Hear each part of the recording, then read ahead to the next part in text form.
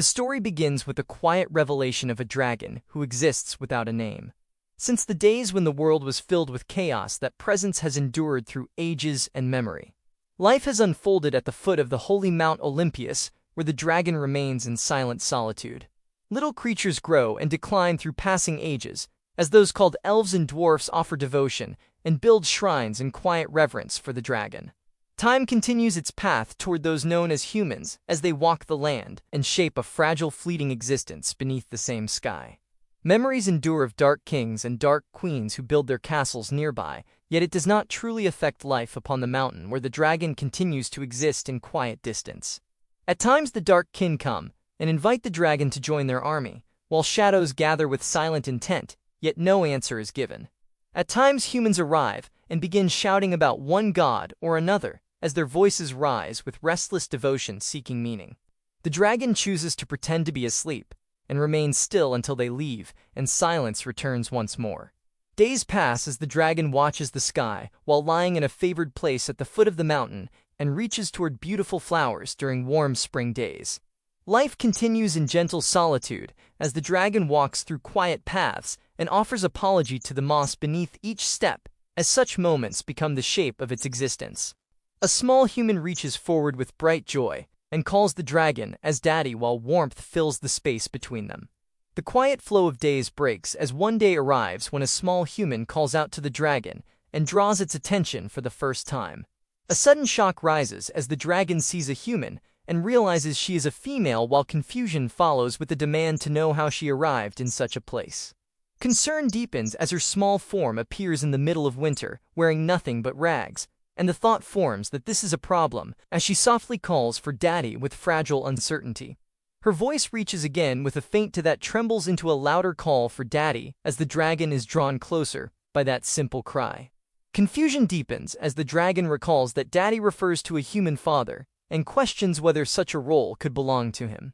Denial rises as the dragon insists there is no memory of ever having a child with any human. Disbelief follows as solitude has been cherished for a long time, and there should be no children within that existence. The thought settles into certainty that this must be a mistake. A sharp gasp escapes the dragon as the thought forms that she must have been separated from her family and left alone in this place. He offers a gentle assumption that she must be searching for her daddy and tries to guide her toward that truth. Her face shines with joy as she calls out daddy with pure certainty. The dragon resists the claim and answers that he is not her daddy, yet the words fall softly against her unwavering call. The dragon questions her presence and wonders if she is human, while asking where she comes from, yet her only answer remains a call for daddy that echoes again and again. He repeats with quiet firmness that he is not her daddy, yet her voice rises with another cry for daddy and refuses to change.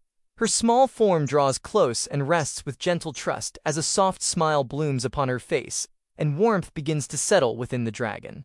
A quiet hum escapes the dragon as he looks upon the small human resting close, while soft chirps and distant tweets drift through the air. The dragon insists that he is not her father and startles at his own voice, yet uncertainty follows as he admits that certainty fades into doubt. A sudden gasp escapes him as the question forms of why she keeps calling him daddy. He begins to wonder if perhaps she is still so young that she knows no other words as she nestles close with soft snuggles. Memories rise of the other humans who once visited the mountain as they speak of gods who rule the land and plead for requests, while their small forms remain no larger than the size of his palm, and he chooses to pretend to sleep and remain distant. A gentle realization follows as he compares those mature humans to this small one and understands that she is different in a fragile and tender way. A realization forms that she is a human infant as her small form rests close, and her presence feels fragile and new. He sees how small she is and understands that she still needs the protection of her parents as the truth settles within him. A gentle thought follows as he looks upon her and asks for her name while inviting her to try to say it with her own voice. A soft pause lingers as the small human gathers her voice and gently forms the name Olivia. The dragon accepts the name Olivia and finds it splendid as he gently brushes her and holds her small form with growing care. Olivia offers gentle comfort with innocent certainty that her daddy will come soon as her soft trust settles warmly against the dragon.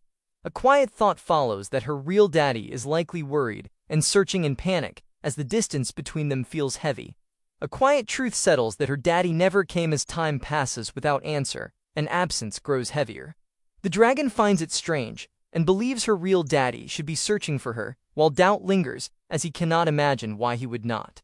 Olivia looks on with soft confusion, and repeats the word daddy, as if it holds all meaning, while the dragon gently insists that he is not the one she seeks, and speaks of her real daddy. Her small voice answers again with the same call for daddy, and her expression falls into a faint murmur as uncertainty begins to touch her fragile heart. A soft hum escapes the dragon as he notices the flowers resting upon him, and considers that they look good as Olivia answers with a bright call for daddy. Olivia moves gently among the flowers as her small hands gather them with care, while the dragon watches in quiet attention. He tries to make her understand, and explains that there is no way he could be her daddy as distance stands between their natures. The truth is spoken with firm clarity that he is a dragon, and she is a human, and that there is no way they could be related, or that he could be her father.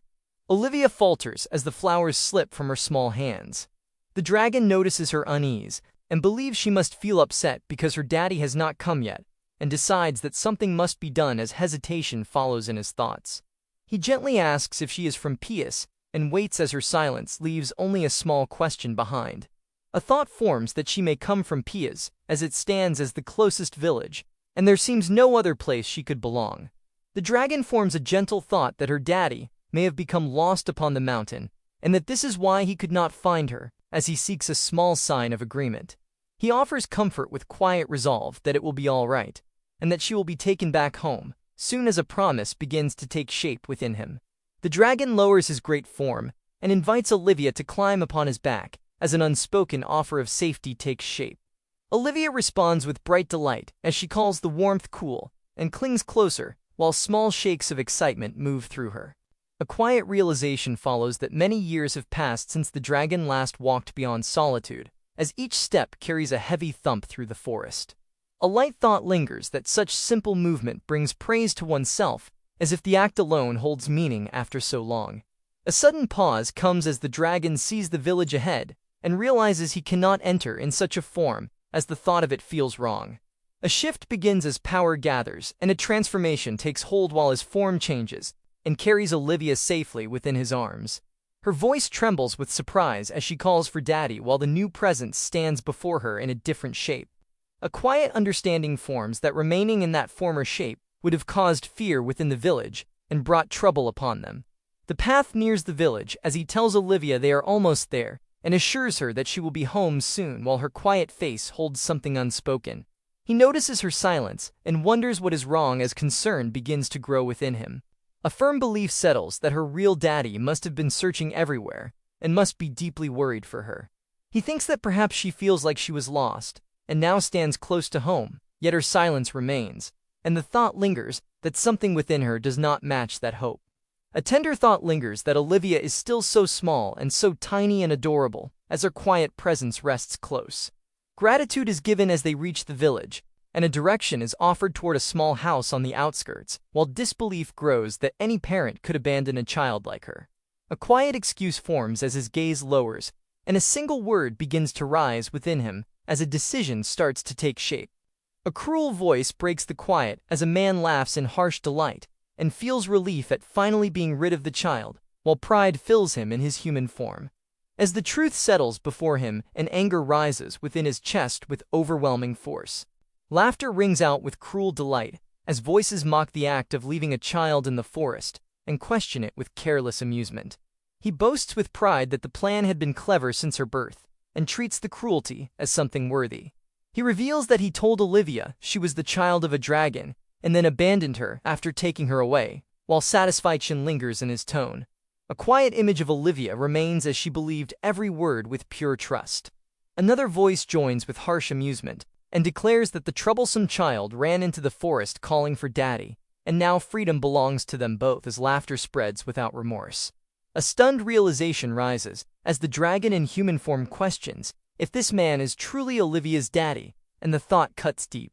The truth settles with heavy weight, as he sees the man clearly, and understands the cruel answer that stands before him.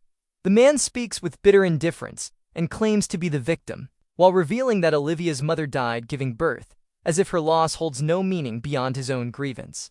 The man continues with cold reasoning and claims that a woman carries a child long enough to grow used to being a mother, while a father is forced into the role without warning, and calls it unfair, as if burden defines his cruelty.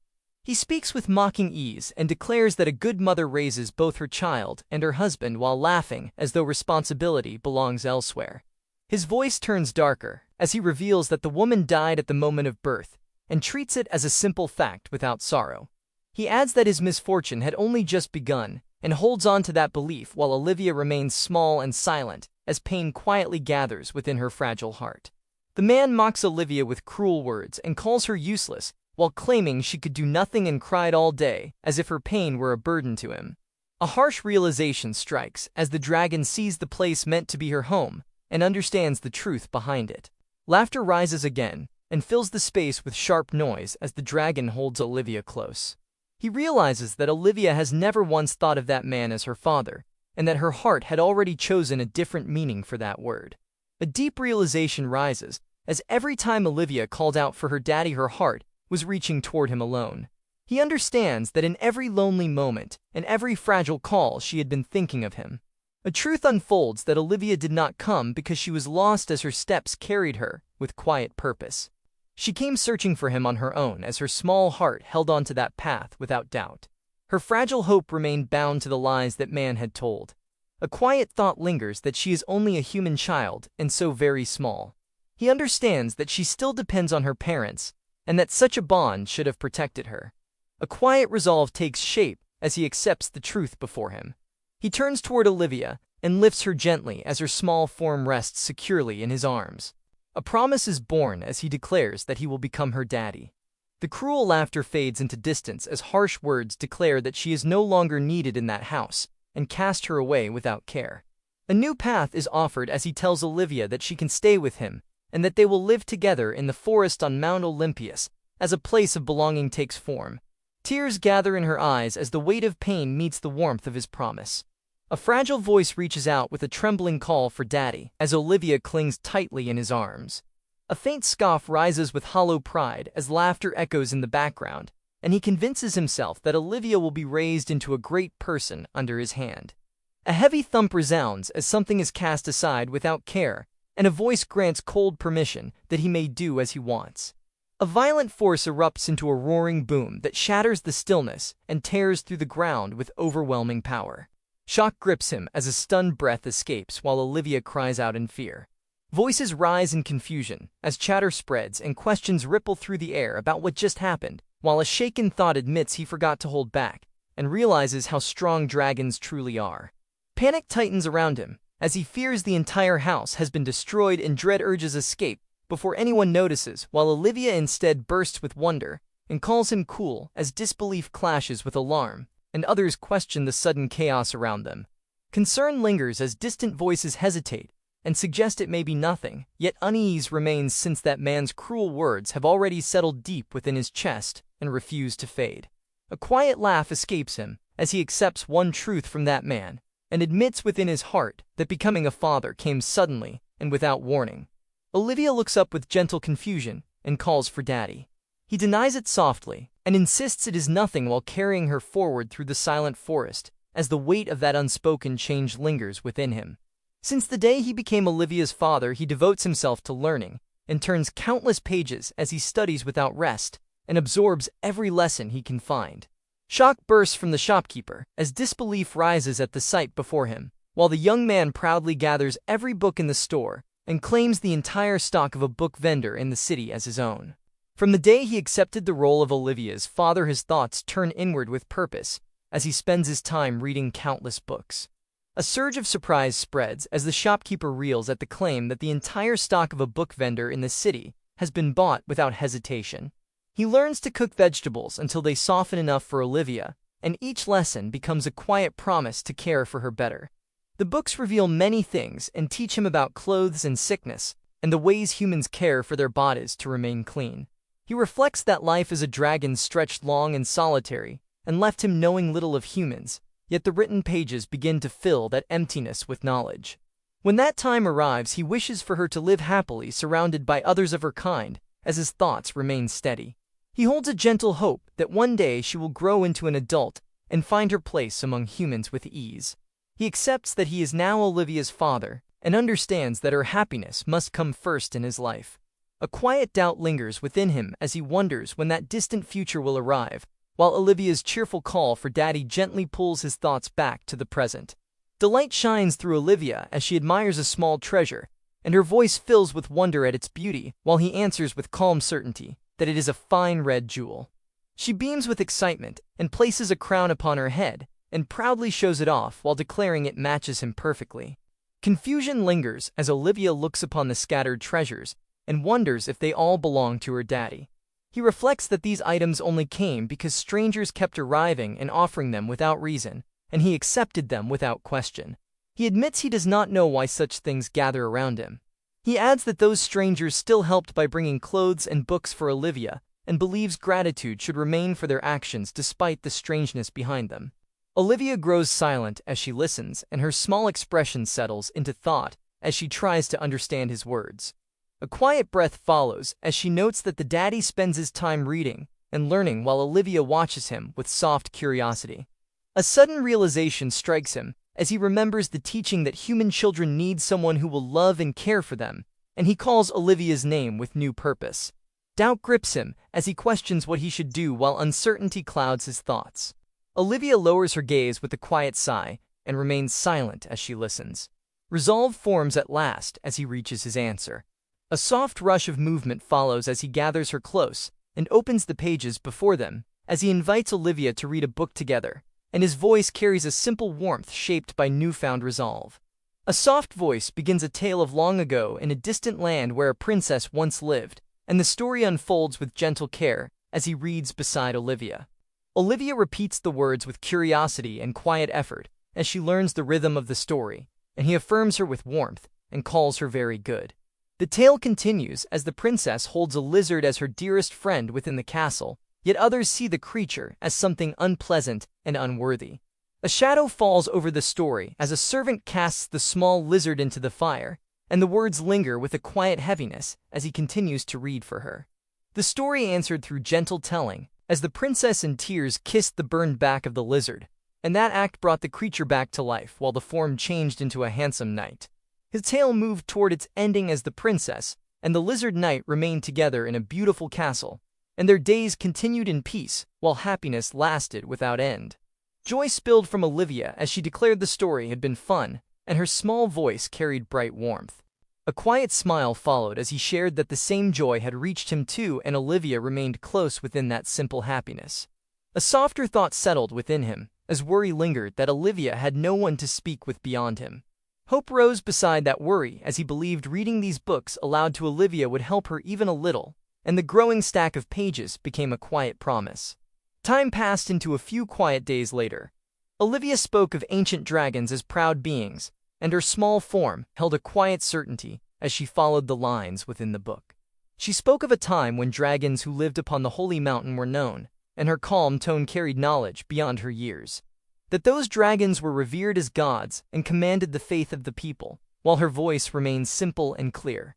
A sudden realization stirred within him as surprise rose, and he questioned if Olivia held a hidden brilliance while his thoughts paused in disbelief. Unsteady steps followed as he tried to grasp what she had done, and disbelief lingered as he realized she had truly been reading the book. He understood that the book was not a simple picture book, but a record of ancient mythology, and his voice carried astonishment at her ability. A softer warmth touched him as a faint blush appeared, and a quiet realization formed that the words within the book were speaking of him. A sudden burst of excitement overcame him as he declared Olivia a genius, and repeated it with rising amazement, while Olivia watched in quiet confusion. Time moved forward through the quiet reading as the words continued, and Olivia carried them with gentle confidence. The number of dragons that had survived since ancient times remained very few, and the world seemed to have nearly forgotten them. Long years passing since the last confirmed sighting of a dragon upon the holy mountain of Olympus, and the distance of time felt vast and heavy. A small laugh escaped Olivia as she turned the page with light delight. Excitement returned once more as he praised Olivia again, and called her a genius with growing pride. A quiet shift followed as more days passed, and the calm routine of reading continued. Olivia read on with steady voice and spoke of those few who possessed the greatest intellect ever known, and how they came to be called the 6 sages of Realis. Soft admiration filled his thoughts as he saw Olivia as a genius and found her presence unbearably cute. That feeling deepened as he noticed her brightness and the gentle way she read such difficult books. Curiosity rose within Olivia as she asked if the 6 sages of Realis had truly been real people. He confirmed that they were real, and the truth settled gently between them. Memory stirred within him as he recalled meeting one of them named Vandelson, and the past returned with faint warmth. He continued with calm reflection, as that man had only just begun learning to become a wizard in those days, and time had carried him far beyond that beginning into someone of great standing. Curiosity shone in Olivia as she wondered if he had truly been friends with the sages, and her admiration grew with that thought. A gentle answer followed as he found the true amazement in Olivia herself, and praised her for reading such a difficult book with quiet pride. Hope flickered within Olivia as she questioned if that praise was real. A new idea rose as he suggested trying an even harder book that day, and the challenge felt light. Joy came easily as Olivia agreed without hesitation, and her eagerness remained clear. A small voice followed as she expressed a wish to try that one, and her choice carried simple eagerness. A gentle response came as he noted her interest in another history book, and found her tastes curious, yet endearing as they stood together among the many books. Excitement sparkled from Olivia as she held a book close, and found it interesting, and her joy shone without restraint. A quiet admiration filled his thoughts as he reflected that Olivia was truly smart, and also too cute. A quiet realization settled within him as the passing days formed a gentle count, and the thought came that this had become the 63rd day spent as Olivia's father. Ancient truth revealed that the voices of dragons who had lived since distant times possessed an incredible power. That power carried wisdom, and the words spoken aloud would be absorbed immediately by the children who heard them. A quiet realization followed, as he saw that his own voice had been passing knowledge directly into Olivia. A gentle thought formed within him, as he believed Olivia seemed like an adorable genius. Curiosity reached Olivia as she asked what had caught his attention. A calm answer followed as he brushed it aside and spoke of nothing at all. As he suggested lunchtime, and offered the milk soup she loved, and his tone carried quiet care. Joy answered him at once as Olivia expressed love for him, and her small voice held pure happiness. The quiet conflict stayed with him as he watched the pot bubble gently, as he remembered the cookbook suggesting that adding honey would make the dish better. Another memory rose to meet it, as the book on caring for children warned that honey should not be given to someone as small as Olivia. He wonders how old she must be, and he convinces himself that she is no longer a baby, and believes it may be fine to treat her as someone growing beyond that fragile stage. He studies the small piece in his hand, and wonders how many years it takes for a human to grow up. He calls out that it is done for Olivia, and presents the warm meal with quiet hope. Olivia lifts her small arms with joy, and her delight rises freely as she celebrates the simple moment. The steam rises from the bowl, and the warmth fills the space as he watches her reaction. She expresses love for the milk soup, and her happiness shines through each word. He feels relief as he sees her like it so much. She almost spills, and he reacts at once to protect her. He warns her that it is hot, and tells her to be careful. He eagerly asks for seconds, and her small voice holds simple excitement. He reflects that their first winter together passes quietly, and carries them gently into spring as time moves without pause. Olivia tastes the food, and finds it delicious as her happiness shows without restraint. He watches her, and quietly wonders how long she will remain a child. He suggests that Olivia should go look at flowers today, and offers the idea with gentle care. He recalls that the pink flowers she likes should be in full bloom by now. He walks after Olivia and sees her small figure surrounded by blooming petals. Olivia runs ahead and calls for him to look as she finds the flowers so pretty, and her joy spreads freely. He follows behind her and agrees that they are quite beautiful as he watches her happiness more than the blossoms. He tells Olivia not to run too far. Olivia answers with a bright promise to be careful and continues forward with innocent trust. He imagines that her childhood will pass in the blink of an eye. He realizes that it will happen faster than someone like him can ever imagine. He forms a quiet resolve within himself and accepts the path ahead as he chooses to cherish each passing day with her. He decides that he will show Olivia all the beautiful sights he has seen in his long life. He promises to share every wonderful thing he understands and to discover many new things together with her before she grows. He accepts that even if he raises her with all his care, she will always remain human, and that fragile truth deepens the bond he chooses to protect. He understands that her lifespan and way of living will be different from his. He reflects that the things Olivia will eat, the places she will live, and the way she will see time are all different from his own. He remembers that he could sleep for hundreds of years at a time, yet Olivia could only rest for a single night. He realizes that he could live fine on his own, and that truth remains simple and certain within him. Olivia calls for him to watch her spin, and her laughter rises as she turns freely among the flowers. He sees her joy and understands that Olivia and humans like her cannot live as he does. He reflects that each human is independent and unique, yet they live together in groups and share their lives with others. His thoughts revealed that he could not let her continue living that way, and he told Olivia that he wanted to ask something. She asked what it was and waited for his answer. He then asked if she wanted to look for a house with him and offered the idea of them leaving together. She repeated the word house with soft wonder and tried to understand what he meant. He confirmed it was a house and guided her gently toward the idea he wished to share. She pointed at the hollow tree and thought that must be what a house was like. He told Olivia that it was only a hollow tree and not the kind of place he had in mind. He then assured her that they could find a much bigger house than that and offered her a vision far beyond what she knew.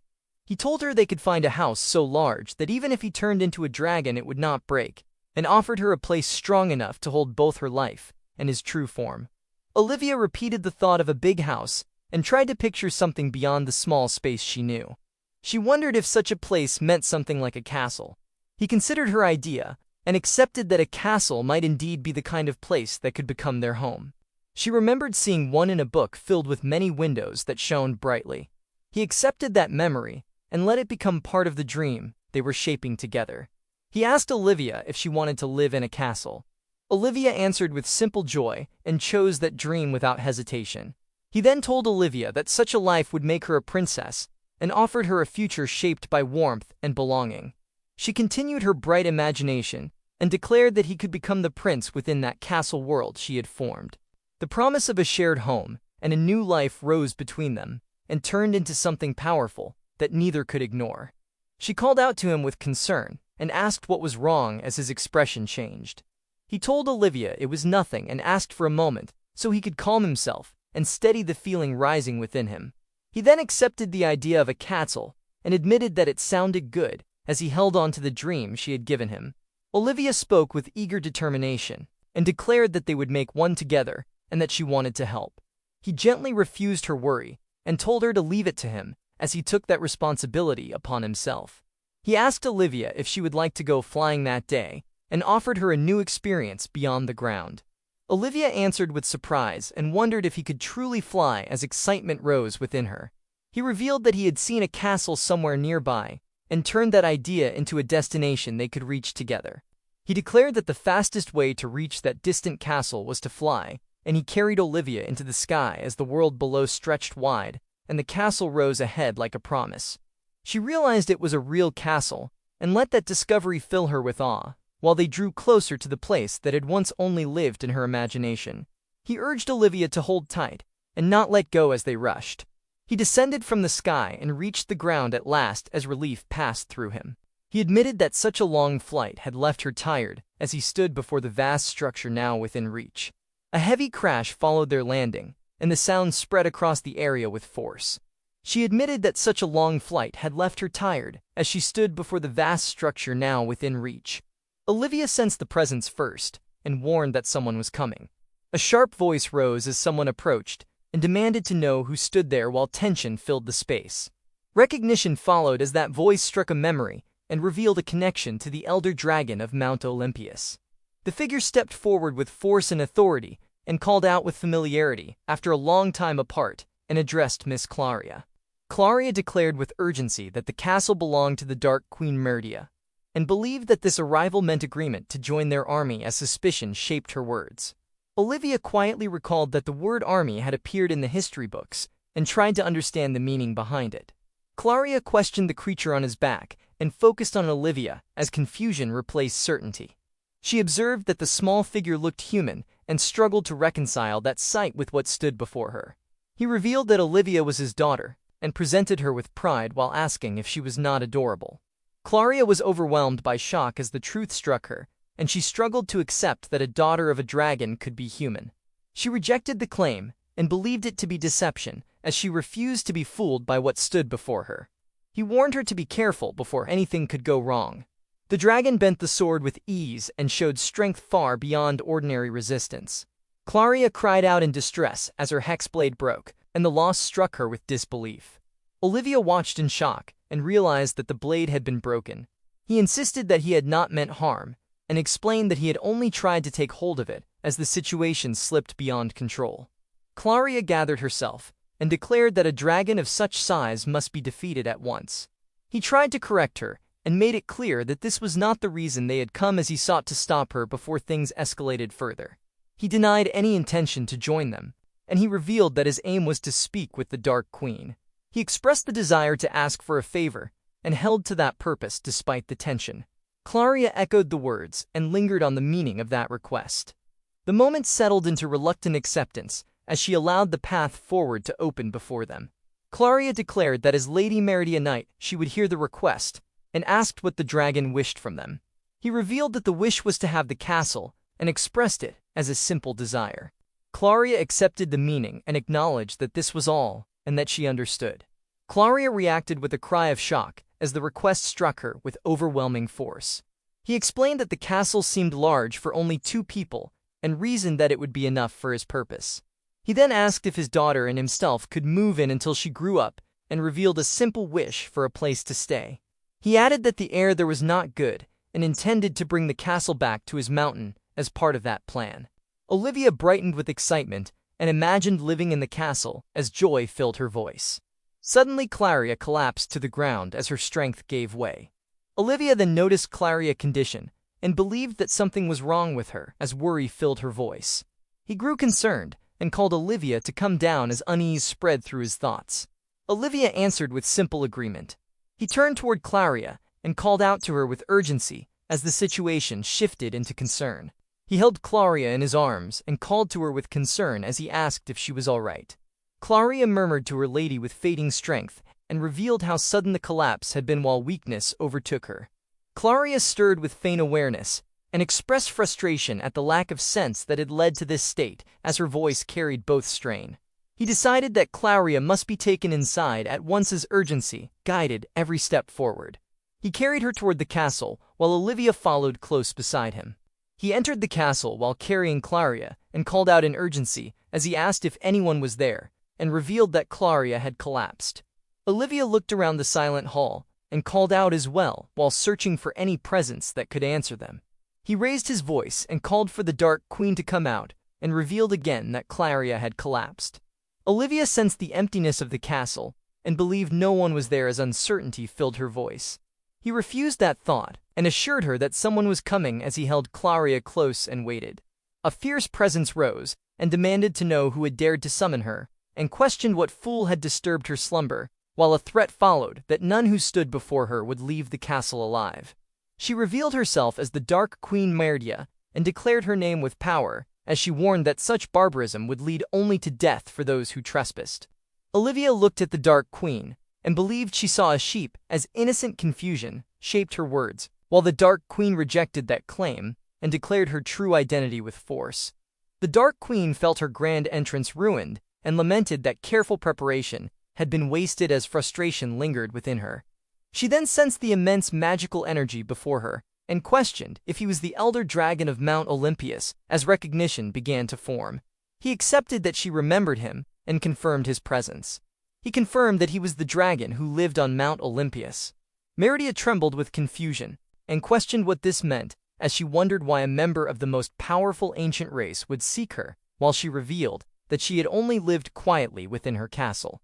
Olivia stepped forward and introduced herself with gentle warmth.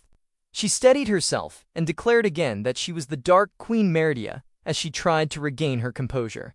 She called out to Claria with panic as fear rose within her, and she accused the elder dragon of slaying her most precious friend, while grief clouded her thoughts.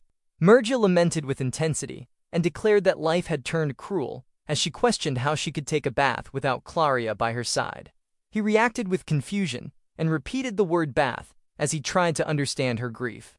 Meridia forced herself to dismiss that outburst and urged that it be forgotten as she struggled to regain control over her emotions. She declared that striking down her proud right hand, the Dark Knight Claria, was an unforgivable offense, and her anger rose without restraint. She added that even an elder dragon would not be spared from such judgment, as her clenched fist carried the weight of her resolve. Meridia raised her fury and declared that he would come to feel the true depths of her wrath as her anger surged. Clarius stirred and called out in confusion as she questioned where she was. Meridia rushed toward her and realized that Claria still lived as relief broke through her anger, and she questioned her condition with urgent concern. He felt quiet relief at her awakening, while Olivia stayed close. Claria opened her eyes and addressed Meridia. She offered an apology and admitted that she had let her guard down as regret settled over her fragile state. Meridia trembled as tears fell, and she called Claria a fool while grief and relief mixed within her voice. Meridia held Claria close and confessed that all that mattered was her safety, as she admitted that losing her would bring an end to everything she held dear. He stood apart with Olivia and watched in silence as their bond unfolded before them. He raised his hand and offered an apology for interrupting as he addressed Meridia with careful respect. He explained that he had wanted to ask if she would allow them to move into her castle, and revealed that he had been speaking with Claria when she suddenly collapsed. Meridia listened while holding Claria close as concern remained in her gaze. Meridia's voice rose in outrage as she demanded how anyone could lack sense, and accused the Elder Dragon of intending to steal her castle from her. The Elder Dragon clarified the intention with calm certainty, as he denied any desire to take the castle and revealed that the wish was only to borrow it. He expressed the need for a place where a human could live. A quiet pause followed as her anger met stillness. Meridia asked that the child is a human then, and a quiet question lingers as the truth begins to settle. He answered with calm certainty and affirmed that truth. A brief pause followed as he gathered resolve, and that silence stirred unease within Claria while a faint blush touched his expression. He then revealed Olivia with quiet pride, and declared that she was his daughter as the truth fell. Meridia trembles as the truth strikes her heart, and lightning cracks through her fury while she clutches Claria. The distant castle stands beneath a dark sky as the words echo that Olivia is a daughter, and the weight of that revelation spreads across the silent night. Meridia stares in stunned disbelief as panic overtakes her thoughts, and she demands to know when he had been married while confusion deepens at never being invited to such a wedding. Meridia spirals deeper into wild confusion as she questions where they met and leaps to the conclusion that his wife must be human. She clings to that idea and declares it as an impossible yet dramatic truth as her imagination runs beyond control. He falters under her words and awkwardly denies any marriage as uncertainty colors his voice. He tries to explain that Olivia was found alone and that she grew up by herself before he brought her back with him. Claria trembles in Olivia's arms as weakness spreads through her body, and she confesses how awful it feels while tears fall without restraint. Olivia asks with worry if Claria is all right and wonders if pain remains anywhere as Claria answers with a weak voice that her heart aches and breath grows heavy. Meridia cries as tears fall, and she is called a good girl through trembling affection, and realizes that even after such hardship Claria still holds to politeness, and this thought stirs her deeply. Meridia clenches her resolve and calls out to Claria as she declares that the castle will be lent to the Elder Dragon, and her voice carries firm decision, shaped by concern. Claria looks on with surprise and asks if such a decision is truly certain, while Meridia affirms it without hesitation. Meridia declares with firm resolve that a single castle is a small price to secure the future of this child, and she adds that as long as space remains within the West Tower, nothing else matters to her, and her voice trembles. Meridia proclaims that her generosity shall be bestowed upon this child and her kind elder dragon, and Olivia gazes with shining emotion and calls Meridia a beautiful queen. Meridia adds with rising excitement that if the dreaded elder dragon of legend resides in her castle, then the greatest security system in the world will belong to her, and she laughs at her own cleverness, while Olivia remains uncertain and wonders about this strange idea of security. Meridia proclaims with bright pride that the human child and that elder dragon shall live within this castle from this day onward, and her decision stands firm. Olivia gazes with shining amazement and questions the truth of such fortune. Meridia answers Olivia with proud certainty. Olivia bursts with wonder as she realizes she may live in such a grand castle, and she imagines becoming like a princess while gratitude fills her voice, and Meridio accepts that gratitude with pleased confidence. Olivia wanders through the vast hall with quiet steps, and begins to wonder what it means to be a princess. Olivia leans forward with bright curiosity, and wonders if their status means they stand as two queens, or if they are instead princesses, as her innocent question reaches both Claria and Meridia. Meridia falters at the thought of being called a princess, and confusion shakes her voice as she struggles to respond.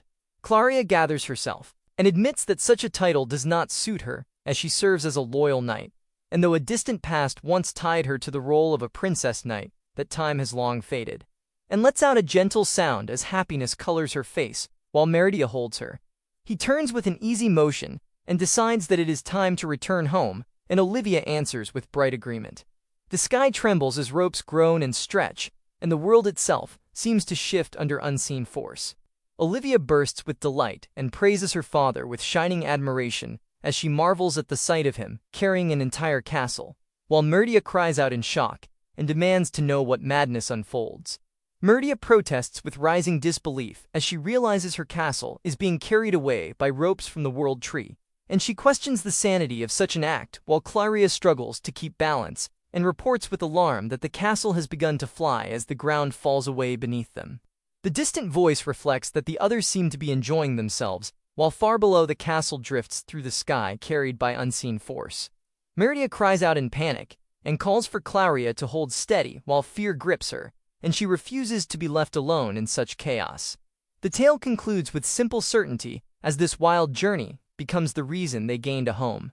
After returning the Dark Queen Castle to Olympias, the long effort begins as Olivia and her father devote an entire week to cleaning and restoring what was shaken by the journey, while the castle stands once more in quiet dignity. Olivia moves with quiet focus as she sweeps the floor with steady effort. She squeezes water from cloth and lets it fall in gentle drops as she keeps cleaning without pause. She continues her work as she wipes the surfaces and tends to every corner, while small sounds mark each careful movement. He watches in silence and reflects that Olivia is such a hard worker, while admiration settles within him. He reflects that even after living for thousands of years, Olivia surpasses him in cleaning by a vast margin, as every surface shines with brilliance. He watches Olivia with quiet wonder, and considers that she may be a genius while gentle admiration grows, and he finds her presence charming in a simple way. During the entire time spent restoring the castle, the Dark Queen and her knight remain unseen and never once emerge from the West Tower. Olivia calls to her father with gentle curiosity, while a quiet thought lingers that wonder remains about what rests inside the hidden place. He acknowledges that the shelves stand empty and confirms the simple truth while Olivia gazes at the space. He answers that the emptiness exists by design and reveals that the space before them will belong to Olivia as her own room. Olivia brightens with excitement and questions the promise while the answer unfolds that the empty shelves will be filled with books she loves little by little. Olivia shares her wishes with eager joy as she hopes for many books about the 6 sages of Rallis and picture books filled with many princesses. He assures her that space remains for many more things and the future holds room to grow. She wonders if the work in the room has ended. He expresses that the work is finished and praises Olivia as a great help. Olivia smiles with gentle joy and shares that cleaning together feels fun, while she recalls that in the past she had to do everything alone. He reacts with surprise as Olivia reveals she once cleaned with only her hands, and he questions the hardship behind such effort. Olivia quietly remembers how the broom and cloths fell apart, and how no one replaced them, as she remains surrounded by ruin and loneliness. He falls into brief silence as her past words echo that she once had to rely only on her hands, and the weight of it strikes him deeply.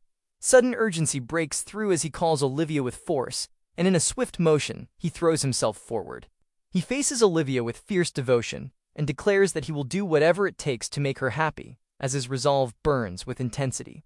Olivia offers warm gratitude to him, and her smile carries simple joy as she calls him daddy. He follows behind her and promises that the room will be filled with many kinds of things, and every object will hold love and happy memories, while she declares that she will work hard on cleaning with eager spirit. He looks upon the room and envisions a distant future, where Olivia may leave this place to live among humans, yet he ensures that whenever pain or worry finds her, she can return to this home. Olivia calls out with lively energy and urges him to hurry as her small steps echo with excitement.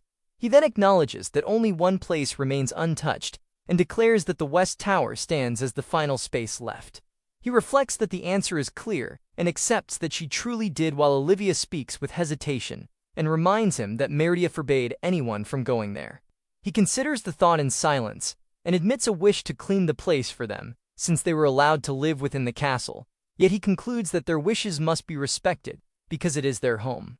He turns away from the silent hall and decides that they should go back, while Olivia accepts with a gentle agreement and follows beside him. A hidden mechanism rests unnoticed until Olivia reaches out and pulls it with innocent curiosity. Olivia runs ahead toward the strange door and calls for him, as she insists that he follows because the path feels wrong, yet her curiosity shines while she admires the green jewel and declares its beauty with bright wonder. He studies the door with quiet concern and reflects that it looks unusual and not like dark kin craft, while he senses something different. He accepts the oddity with a thoughtful murmur and affirms that the door indeed holds something unusual. He reflects on her statement and realizes that every door has indeed been opened except those within the West Tower. He looks upon the door and acknowledges that it is clearly locked as the barrier stands unmoved before them. Olivia fidgets with restless curiosity and asks if the door can be opened, while her hopeful voice reaches him with quiet insistence. He turns in slight confusion and answers with uncertainty, as he admits that he does not know. He then wonders if Meridio intends for them to stay out of that place. Her determination rises into a wish to see inside. Olivia gathers her courage and admits she will give it a try, while a small groan slips out. He presses his hand against the door and feels its weight as the wood resists and creaks, and he judges that it feels a bit heavy. He studies the strange door and senses something unnatural as his hand presses forward, and the door strains under pressure, and the door gives way with a crushing impact that opens the sealed path. He realizes the door has opened and accepts the result. Olivia lifts her arms in bright joy and celebrates his success with cheerful praise. Olivia steps toward the dark entrance and wonders what waits inside. Meridia rushes forward with hurried steps and urges them to wait again and again as her voice rises. He and Olivia turn toward her and recognize her presence, as Olivia identifies her as Miss Sheep, while curiosity softens the moment. Meridia rejects that name with fierce pride and declares her true identity as the Dark Queen Meridia, while her protest carries strong emotion. Meridia shifts with urgency and directs her concern toward him, as she calls him Elder Dragon, and reveals that she sensed the moment he opened the door.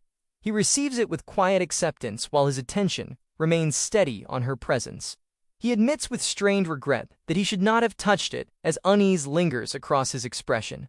Meridia rejects that thought with firm insistence, as she declares that it is not the point. Meridia presses forward with restless energy and demands to know how the door was opened, as surprise fills her words, and she reveals that she left her comfortable bedroom behind just to witness this moment. He reveals with slight hesitation that he pushed on it a little, as uncertainty colors his admission. Meridia reacts with disbelief as she repeats that he pushed on it and cannot accept such simplicity, while she insists there is no way it was that easy. Meridia trembles with shock and confusion as breath falters and thoughts scatter, while she confesses that she has tried to break that seal for so long and still cannot understand it at all. He calls out to Claria with urgency and draws her attention as he announces that the library stands open, and his voice carries a firm echo through the hall. He reflects with quiet relief that she does not seem to mind, and a faint ease settles within him as silence answers his thought. Olivia brightens with delight and recalls that this place was meant to be a library and seeks confirmation from him, while hope shines through her words, and he affirms that it is true. Olivia rushes forward with bright excitement as she calls out that a library holds many books, and her long wish to see such a place finally comes alive, while he calls her name with rising concern as her small steps carry her toward the dark entrance. He calls for her to wait as worry sharpens his voice, and he reminds her that permission was never given, and uncertainty lingers as he admits that safety remains unknown. Her feet strike the ground with quick, eager rhythm as she moves deeper inside. Olivia bursts with excitement as she marvels at the countless books and declares the sight amazing, while joy shines through her words and her admiration for the endless shelves grows brighter. He gazes around with softened expression as he admits that it truly is incredible. He reflects with quiet thought that the Dark Queen held a deep love for reading, and the endless shelves now reveal a side once unseen. Olivia gazes upward with shining wonder as her curiosity grows. She expresses a bright desire to read those books. He answers with gentle promise that he will read them to her. He affirms with certainty, and her happiness blooms as she celebrates with pure delight, and the library becomes a place filled with shared days and gentle memories. Olivia wonders with bright curiosity how long it will take to read them all. He looks upon her with a gentle expression and acknowledges that it is a great question as quiet amusement softens his gaze. He reflects that there are far too many books within this vast place, and accepts that they will never finish them all before Olivia grows up, as the scale of it settles in his thoughts. Olivia softly calls for him, and her voice carries gentle affection. Olivia urges that they should hurry and go to ask Merdia. Olivia shares her idea that they should ask Merdia for permission to borrow her books, and her excitement grows as she imagines holding them. He agrees that it is a good idea, and adds that they should also ask what the books are meant for. He realizes that reading 2 books each day would become 14 in a week. He considers her words and reflects that even after a year there would still not be enough time. His quiet promise settles with steady warmth as long as Olivia remains there to listen. He holds a gentle resolve and decides that he will keep reading her books forever. Olivia wonders what they should do and asks how they can read more books while he admits that it sounds like a difficult problem. Merdia reveals that her library of grimoires once stood as her pride and joy as it held the history and knowledge of all dark kin magic, and her voice carries deep attachment to that treasured place. Merdia recalls that one day 1,000 years ago a group of heroes attacked this very castle, and the memory rises. Merdia remembers standing on the verge of defeat as she fought desperately to protect it while flames threatened everything she cherished, and those heroes sought to burn the library itself. Merdia confesses that she could not allow all that history to be destroyed, and she could not allow all that knowledge to be lost as her resolve burns stronger than the fire that once surrounded her. Merdu admits with a faint laugh that desperation had grown within her, and reveals that the library also held her secret collection of doujinshi. Olivia reacts with confusion at the mention of doujinshi. Merdia continues as she declares that she managed to halt the flames before they reached the library, and her words carry relief as the memory of destruction fades into control. Claria explains that in the aftermath the heroes managed to place a seal upon the library doors. He reflects that it sounds terrible, and the weight of her story settles around them. Claria explains that ever since that day Merdia has struggled to break the seal, and admits that even someone as wonderful and invincible as Merdia had been unable to disarm it, and yet the truth now stands before them. Merdia realizes that the door had been opened simply by pushing it, and her frustration bursts forth as she declares that such power must belong to an elder dragon, and she likens it to something that breaks all security with disbelief. He responds with quiet modesty and explains that living for a long time has made him slightly stronger than most, while adding that there is little worth praising, and he understands the meaning behind such talk of security. She proudly declares that her father is amazing while seeking agreement again and again. He brightens with delight and takes back every doubt as happiness fills him. Since that day, Olivia spends every spare moment within the library, and she is always found studying among the endless shelves as her quiet dedication grows. He notices that she truly loves reading and realizes that her excitement now reaches him as well while she eagerly shows a book about Vandersloot and proudly shares that she has found a book called Fundamentals of Magic as her joy shines through. Her love for study becomes clear. Meanwhile, he turns his attention to the kitchen and settles into a new task as he prepares himself for something different. He decides that he will try making a dish today and begins practicing cooking by using the cookbooks along with the castle kitchen. He opens the book and moves forward with purpose as he reaches the first step and reads that the vegetables must be cut into bite-sized chunks. He pauses and wonders what such a term truly means and questions how large bite-sized could be. He reflects that the library holds picture books and cookbooks and grimoires, and everything within it, and wonders if Merdia might also enjoy cooking. He continues working in the kitchen and slices the ingredients with steady care as his thoughts turn toward Olivia, and he wishes for her to try many kinds of food that he prepares. Olivia arrives and calls for him. He turns toward her and greets her warmly while asking if she has finished in the library for the day. Olivia hesitates and fidgets before admitting that it is not about the library this time. Olivia gathers her courage and asks if there is anything she can do to help, as she notices that he always prepares dinner alone.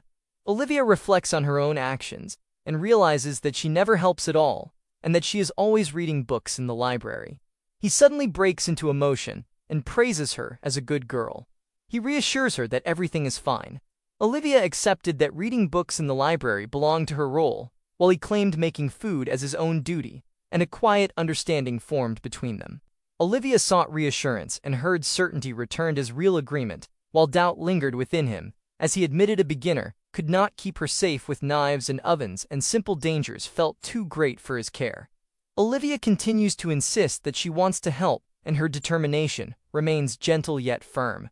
He considers the situation and wonders if the cleaning has already been finished.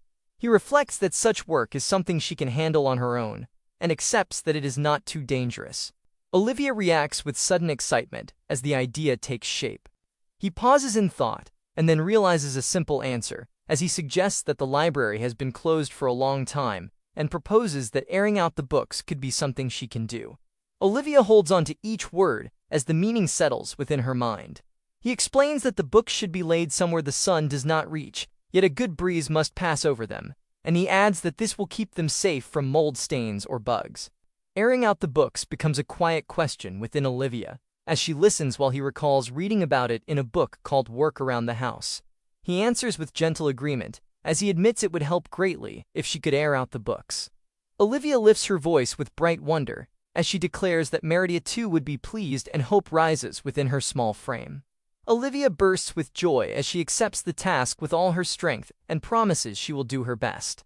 The days ahead form a quiet promise between them, as Olivia remains within the library, while he prepares meals in the castle kitchen, and their roles fall into a steady rhythm. He reveals with quiet pride that today he made oven-baked spring greens and a mushroom cheese pie, while gentle satisfaction lingers in his expression, and he adds that his special milk soup with honey rests beside them. He became carried away and prepared far too much while his thoughts rest on her absence. He notices that Olivia is late, though a quiet pause settles as the clock marks the passing time. He wonders if Olivia became lost within an interesting book, while a quiet decision forms that he will go and find her, and a passing thought reminds him that the meal should be eaten before it grows cold. Then his steps carry him through the corridor, as his voice reaches out to Olivia and invites her to come and share dinner. He calls out to Olivia as his steps carry him across the grand library, until he finds her surrounded by scattered books, and a soft realization comes that she is working. He watches Olivia with quiet amusement, and a fond thought forms that she is just as expected, and even endearing in her focus, while a soft murmur follows as Olivia begins a dramatic chant of an abyssal envoy being called forth, and her tone carries playful intent. He watches Olivia with quiet amusement, and a fond thought forms that she is just as expected, and even endearing in her focus, while a soft murmur follows as Olivia begins a dramatic chant of an abyssal envoy being called forth, and her tone carries playful intent.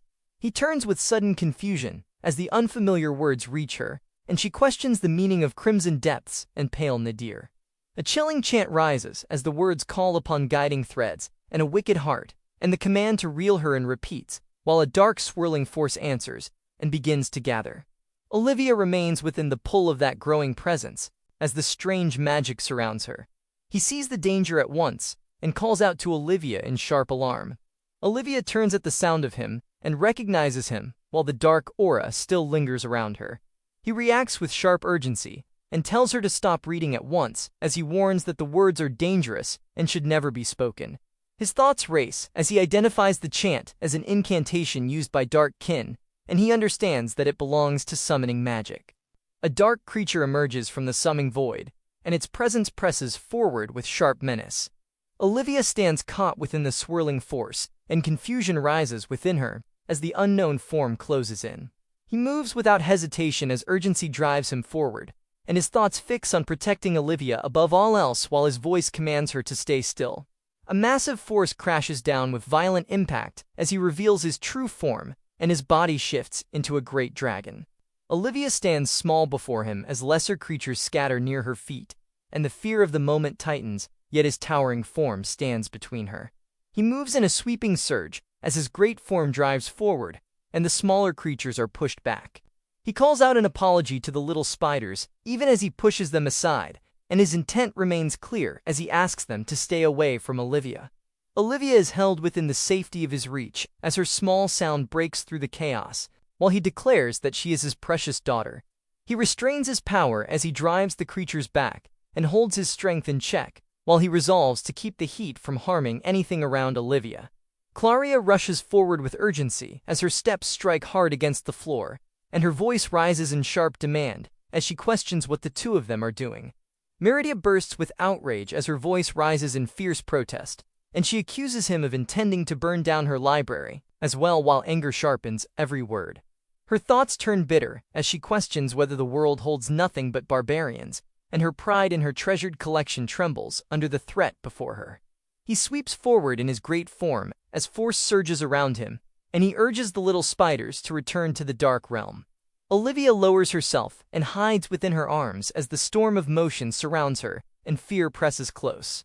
Olivia stands close beneath him as scattered pages drift around her feet, and the chaos softens into quiet.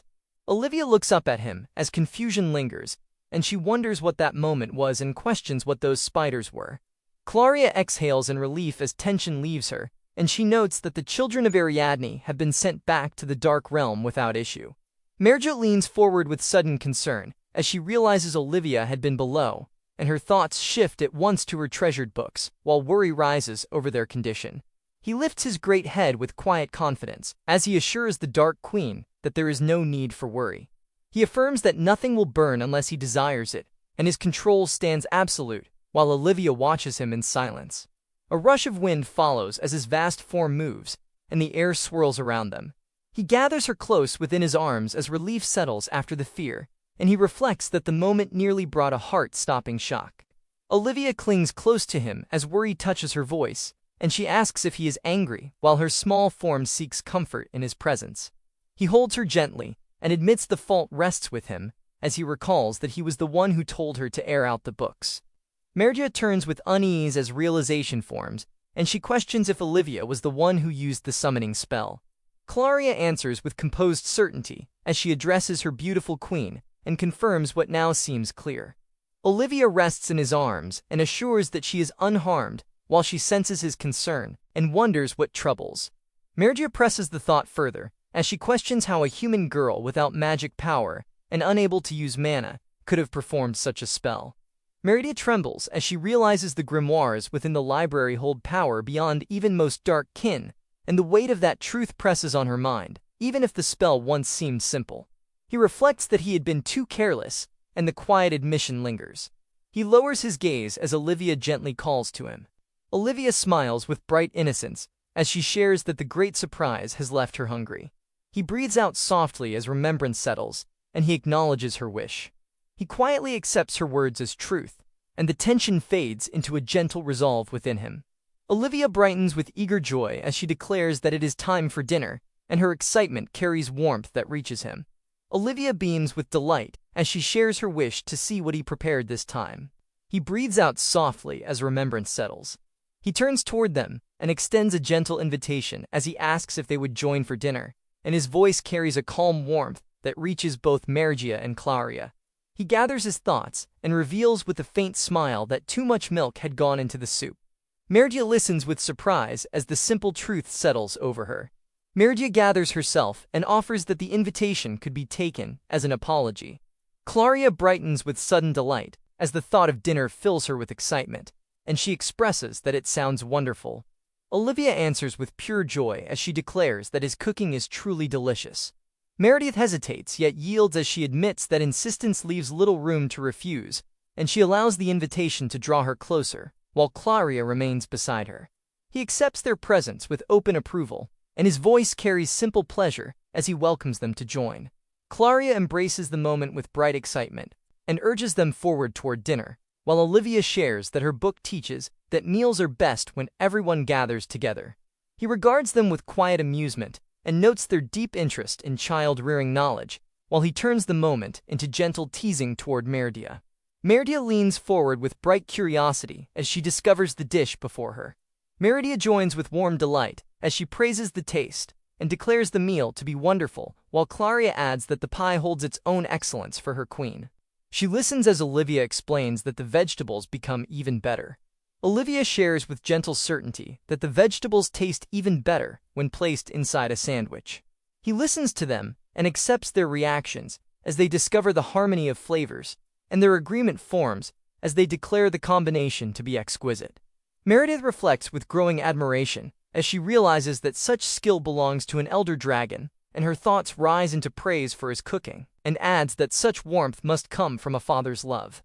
He receives Olivia's praise as she declares his cooking wonderful and urges everyone to eat well, and her bright trust draws a soft agreement from Claria, who accepts with shy certainty.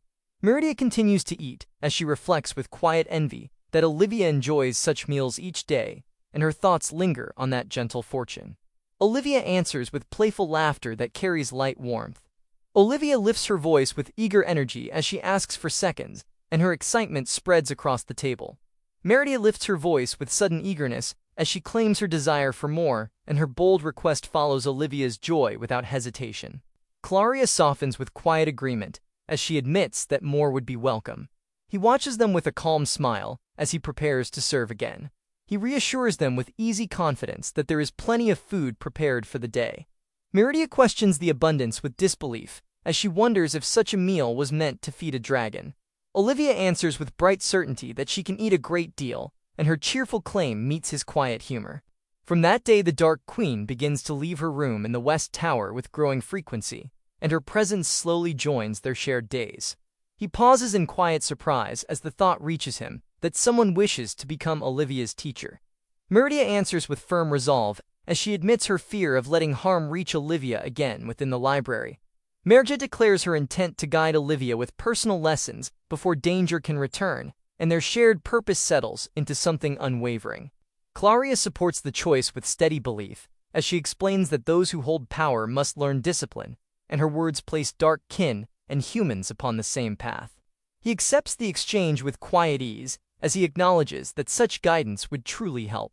He admits with a faint smile that knowledge of human customs remains uncertain to him, and the honesty rests gently within his words. Merja responds with sharp insistence as her agreement rises quickly, and her frustration questions how such long years could pass without learning anything of humans. Claria exhales a weary sound as she admits that even they understand humans better than he does, and her words carry a quiet truth shaped by long years. Meridia continues with composed certainty as she recalls that dark kin and humans once shared friendship, though conflict has touched recent days, and her tone holds both memory. She presses further as she points to Olivia and reveals that Olivia has no friends yet, and her concern deepens as she explains that within the human world Olivia has already reached the age to begin school, while the weight of this truth strikes him and leaves him shaken. He lowers his gaze as uncertainty deepens, and he confesses that no clear answer comes to him. He falters beneath that pressure as he admits uncertain understanding, yet holds on to the small comfort that some knowledge remains. Meridia cuts through hesitation with firm insistence, as she declares that Olivia needs someone beyond him. He listens in silence as Meridia falters for a moment, and denies the thought that grimoires could guide such matters. She gathers herself and declares with rising confidence that she and Claria will take the role of instructors for Olivia, and her voice brightens as she adds that they will stand as Olivia friends as well. Olivia peeks through the dark doorway as quiet curiosity draws her forward, and her small voice wonders what is happening here. He turns toward Olivia with gentle ease and greets her presence, as he reveals that talk has settled on her future, and that Meridia will become her new teacher. Olivia repeats the thought of a new teacher, while curiosity lingers in her voice. Joy rises within Olivia as her eyes brighten, and she declares that both of them will play with her as excitement overflows. Meridia speaks with firm resolve, as she describes strict training that will guide Olivia to decode difficult texts within grimoires that hold the accumulated knowledge of dark kin, and she insists that this path is not meant for fun, but stands as true education. Olivia listens with shining curiosity as wonder fills her small voice, and she answers that such a path sounds fun. Olivia clings to her with bright insistence and declares a wish to play too, and the clash between duty and innocence fills the space with restless energy. Meridia protests with rising frustration as she reminds them that this is not play and questions whether her words are heard. The distant castle rests beyond the forest as quiet scenery follows the lively exchange. Meridia guides Olivia through careful study as she explains that the being she summons could bring danger, and that caution must remain while Olivia listens and learns how such creatures exist, and how control must be maintained, and the record of their days shows that the Dark Queen teaches her magic. Claria stands beside Olivia with a steady hand as she praises her progress, and instructs her to move her center of gravity with care, and to follow each motion with purpose, and their time together shapes her skill in swordsmanship and martial discipline. Gentler moments follow as hands gather Olivia hair, and consider whether a thick ribbon or a thin ribbon would suit her better, and a soft decision settles on the thin ribbon as her beauty is quietly admired. Claria and Meridia complete their careful work as they declare it finished, and their hands rest with quiet pride, while Olivia stands adorned with a small crown and gentle care surrounds her presence. Claria and Meridia overflow with delight as they cling close and praise how perfectly the outfit suits Olivia, and they confess that her appearance reminds them of their queen in her youth. Olivia looks up with gentle curiosity as she wonders if the clothes belong to Meridia, and the answer reveals that they come from a distant past. Memories unfold within the room as they recall how the queen once wore them in her younger days, and how adorable she had been, and they see Olivia now as a small princess. He presents the next idea as he considers letting Olivia wear his knight armor, and the thought joins their growing plans for her. Meridia declares that Claria will place the dress upon Olivia and shape her into a true princess knight, and Claria answers with firm approval. A wish forms that Olivia might have known such closeness as sisters, and that life would have carried the same warmth for her. He announces that snacks have arrived for everyone as he presents them with gentle pride, and Olivia responds with bright joy as celebration rises within her. Claria offers praise toward him as she honors his effort, and Olivia receives the moment with delight. He reflects that the snacks were received well today, and the thought leads him toward tomorrow, as he wonders what he should prepare next. He admits that more time is now spent in human form, and that returning to a dragon form has become rare as this life quietly settles around him. He calls to Olivia and tells her that bedtime is near while his care continues, as he shares that reading books to her still remains part of their nights. Olivia expresses a wish to read a certain book for today, and shares that Meridia cannot read it, which leaves the task to him. He reacts with quiet realization as he understands the situation, and reflects that progress had not been made while trying to understand the books within the library. Olivia wonders if the truth could be real as he explains that the text is written in ancient Arial, and that this is the reason Meridia cannot read it, while she learns that the language is truly old. He continues that the language faded away thousands of years ago, and Olivia questions if it is older than the 6 sages of Realis, while he affirms that it is far older. He responds with gentle acceptance, and offers to begin teaching her. Olivia expresses joy at studying together, and declares a wish to learn. He explains that in ancient Arial each symbol carries its own meaning, and guides her through an example where a symbol represents beginning, and within the phrase the beginning of the day it becomes morning. Olivia admires him, and calls him smart, which softens the lesson into warmth as learning continues. Peaceful days continue for a time as Olivia grows steadily, becoming smarter, stronger, and more beautiful, while he watches over her with quiet pride. The passing days lead forward until a sudden shift approaches, and one day arrives. Her heart pounds heavily as she draws closer while he remains resting in silence beneath the arch. Olivia peeks from the doorway and wonders what is happening here. Her small steps move forward in quiet rhythm as her heartbeat grows louder with each step toward him. Olivia moves close and presses a sudden kiss against him as his expression freezes in shock and confusion. His gaze trembles with disbelief as the moment strikes deeply and leaves him unable to respond. He calls out Olivia in sudden shock as her name escapes him with broken breath. He reacts in stunned disbelief as the question of a kiss rises sharply within him and leaves him shaken. Olivia lifts the fabric with bright delight and calls for him to look as she laughs softly in playful pride.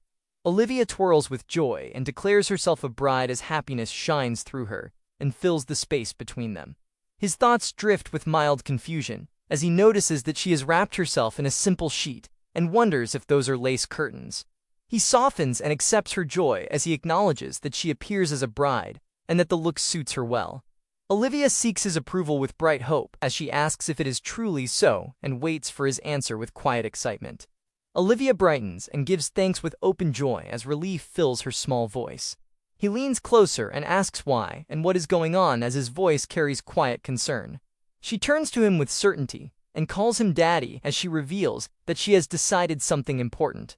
Olivia beams with bright joy as she declares that when she grows older she will marry him and become his bride, her small hands lifting the dress. He stands still as the meaning reaches him slowly, and his gaze lingers on her with quiet shock.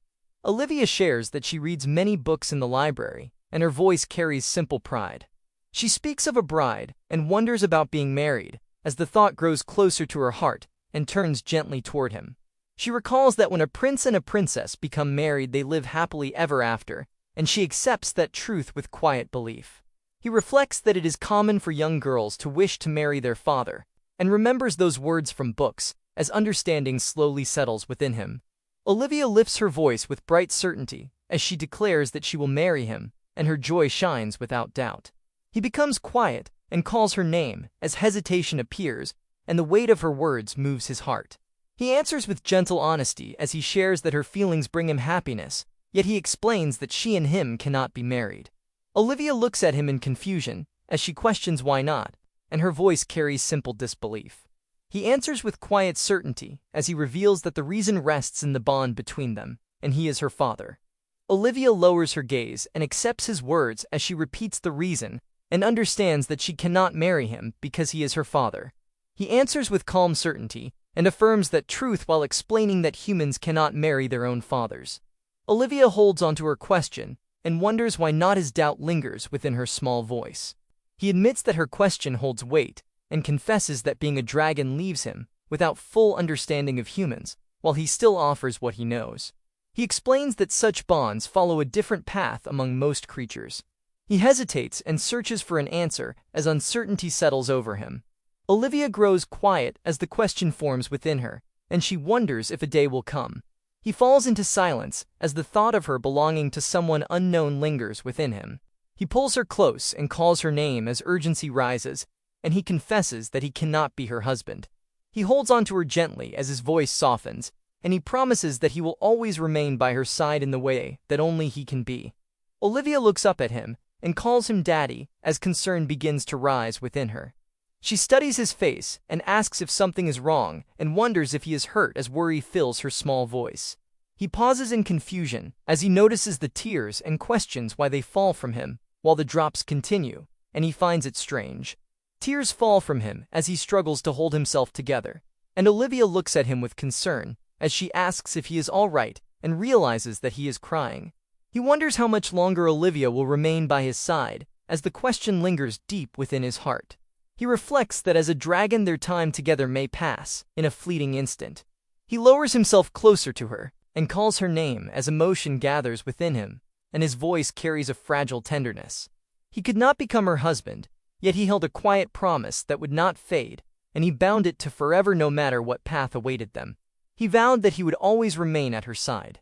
He spoke of a distant future where she might grow and leave, and meet someone unknown yet still find a life beyond him. He held her close and confessed that his wish would always follow her toward happiness. She answered with a simple acceptance.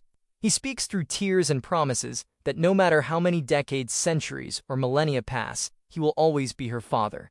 Olivia lets out a small sound as his hand moves gently through her hair, and she answers with certainty that she already knows that truth, and accepts it with a bright voice. He affirms that truth, and declares that he will always be her father, and holds to that promise even if Olivia puts this life behind her someday. Olivia looks at him, and asks why something feels wrong, and questions if he is truly all right. He answers that he is fine and steadies himself as he gives her that reassurance. Those peaceful days continued for years. He reflects that their life together had been almost too peaceful, and within that calm he failed to see something important as time quietly passed. He realizes that he had completely overlooked how strong Olivia's resolve had become, and how firmly her heart had begun to move towards something beyond his sight. 5 years had passed since Olivia became the dragon's daughter. The dragon used his magic to keep their home warm because the weather at the foot of the mountain had become bitterly cold. The frozen landscape reminded the dragon of the day Olivia had walked through the harsh weather wearing nothing but torn rags. That painful memory refused to fade from his heart. The dragon looked ahead with unwavering resolve and vowed that Olivia would never suffer from the cold again. Changing the weather was an easy task for someone with the power of an ancient dragon. Clauria greeted the dragon with a gentle smile and offered him a good morning. The dragon welcomed Clauria with the same warmth and wished her a good morning in return. Clauria noticed the dragon preparing breakfast and mentioned that the Dark Queen's ginger cookies could be found on the shelf if he was searching for them. The dragon gently dismissed the suggestion because those cookies were not the reason for his visit. Clauria gathered her thoughts and revealed that she and Merdia had been discussing something important. Their wish was to celebrate Olivia's birthday together this year. The dragon repeated the word birthday in quiet surprise because the meaning of that day had never crossed his mind before. He fell silent because the thought of Olivia's birthday left him without an answer. Clauria looked at him with growing disbelief. Clauria cried out in complete shock because he had never celebrated Olivia's birthday. Olivia's birthday simply meant the day she was born, and that was the only meaning he had ever given it. He hesitated before admitting that he had lived since long before calendars were ever invented. He looked at Clauria with uncertainty and wondered if a birthday was truly that important. Clauria could only answer that a birthday was the most important event in a human's life, and her heartfelt words left him speechless. Merdia froze in disbelief before crying out in complete shock because the dragon had truly never celebrated Olivia's birthday. He quietly admitted that no celebration had ever taken place. He could only let out a hesitant reply while Clauria stood speechless. Merdia staggered in disbelief because the thought that a human child's birthday had been ignored felt far too cruel. Clauria confessed that both of them had always believed he had celebrated Olivia's birthday in private every year until now. Merdia hurried back with a towering stack of books and dropped them before him. Every volume was pushed toward him because the dragon needed to read them all at once. He looked at the mountain of books with surprise and quietly wondered if they were picture books. Merdia immediately dismissed that thought and urged the dragon to stop asking questions and simply read every single one. He opened the first book and found a story about a child waiting for tomorrow with endless excitement because tomorrow would be a birthday. The child looked forward to delicious food, a cute cake, and the best of all wonderful presents. The next page showed the child dreaming about many presents. The child happily wondered what kind of gifts a loving father would prepare for that birthday. He realized that he had made a terrible mistake and quietly admitted that he had truly messed up. He believed those books must have been left out from everything he had already read because their importance had seemed too obvious to notice. He tried to understand how this had happened. Olivia had never asked him to read books like those. Clauria could not hide her disappointment and wondered how he could have been so thoughtless. Merdia considered another possibility and believed someone might have intentionally kept those books away from him. He quickly accepted the idea and understood that Olivia needed a huge birthday party this year. He became flustered because he had no idea what he should do. He quietly agreed at first, but another problem soon came to mind. Olivia had been abandoned by her family, so nobody knew the exact day she was born. The dragon admitted that he did not know Olivia's birthday because nobody had ever told him the day she was born. Clauria remembered that Olivia had recently told her liege that her birthday was almost here. Merdia believed Olivia's birthday was probably the day of the spring festival. He looked at both of them in surprise as hope suddenly appeared. He looked at the book with confusion. The book explained that the Spring's Near Festival was a celebration held by humans to welcome the coming of spring. He quietly wondered about the Spring's Near Festival because he still did not understand it. Clauria happily confirmed that his understanding was correct and revealed that the festival would begin in only 3 days. Merdia stepped forward with great excitement and proudly called out to him. She immediately declared the creation of the Olivia's Birthday Party Alliance. Clauria happily proposed that Olivia should receive a fantastic birthday party this year. Merdia quickly agreed and declared that everything had been decided. He could only give a hesitant reply. He accepted their determination and made a firm promise. Olivia would have a birthday party grand enough to make up for every birthday that had been missed. That night Merdia called the dragon over because an important lesson about birthday parties had to begin. Merdia explained that every proper birthday party needed 4 essential things. Merdia raised the first requirement and declared that the party needed a beautiful cake. The next requirement quickly followed because a birthday party also needed delicious food, and announced that the party also needed wonderful decorations to fill the celebration with happiness. Above everything else, Olivia needed birthday presents. He accepted the plan because preparing the food and the cake would be easy enough. He turned the page and began thinking about the decorations. Merdia and Clauria smiled with satisfaction. He wondered if bringing some of the jewels from his shrine would be enough, because he had tons of them. Merdia cried out in disbelief and wondered how the dragon could be so ignorant. Clauria believed something more mundane would be appropriate. Merdia suggested using chains of paper rings because they were perfect decorations for a birthday party. Clauria happily added that some decorative stars would also be good and believed they would make the party even more beautiful. He quietly accepted the suggestion and understood that the decorations should be left to Merdia and Clauria. Clauria proudly admitted that making paper chains was one of her Merdia. The dragon could only nod and quietly accepted their help. While Merdia and Clauria prepared the decorations, the dragon had to find a present for Olivia. He sat alone beneath the night sky and thought about Olivia's birthday present. The truth was simple because many people had offered tribute to him over the years, but he had never given anyone a present. Even then, the responsibility of choosing a present felt so great that he still did not know what to do. He gazed at the moon and thought that it looked so big and pretty tonight. He quietly thought about Olivia's birthday and realized that finding a present for her was far more difficult than expected. He wondered what on earth he could give Olivia because nothing seemed worthy of becoming her birthday present. He imagined choosing something for himself instead, because that would have been much easier. He remembered that even a single flower from Olivia would make him happy. Even so, he believed a present for a human's birthday should be something truly special. He rose to his feet with quiet determination and stepped away from the shrine.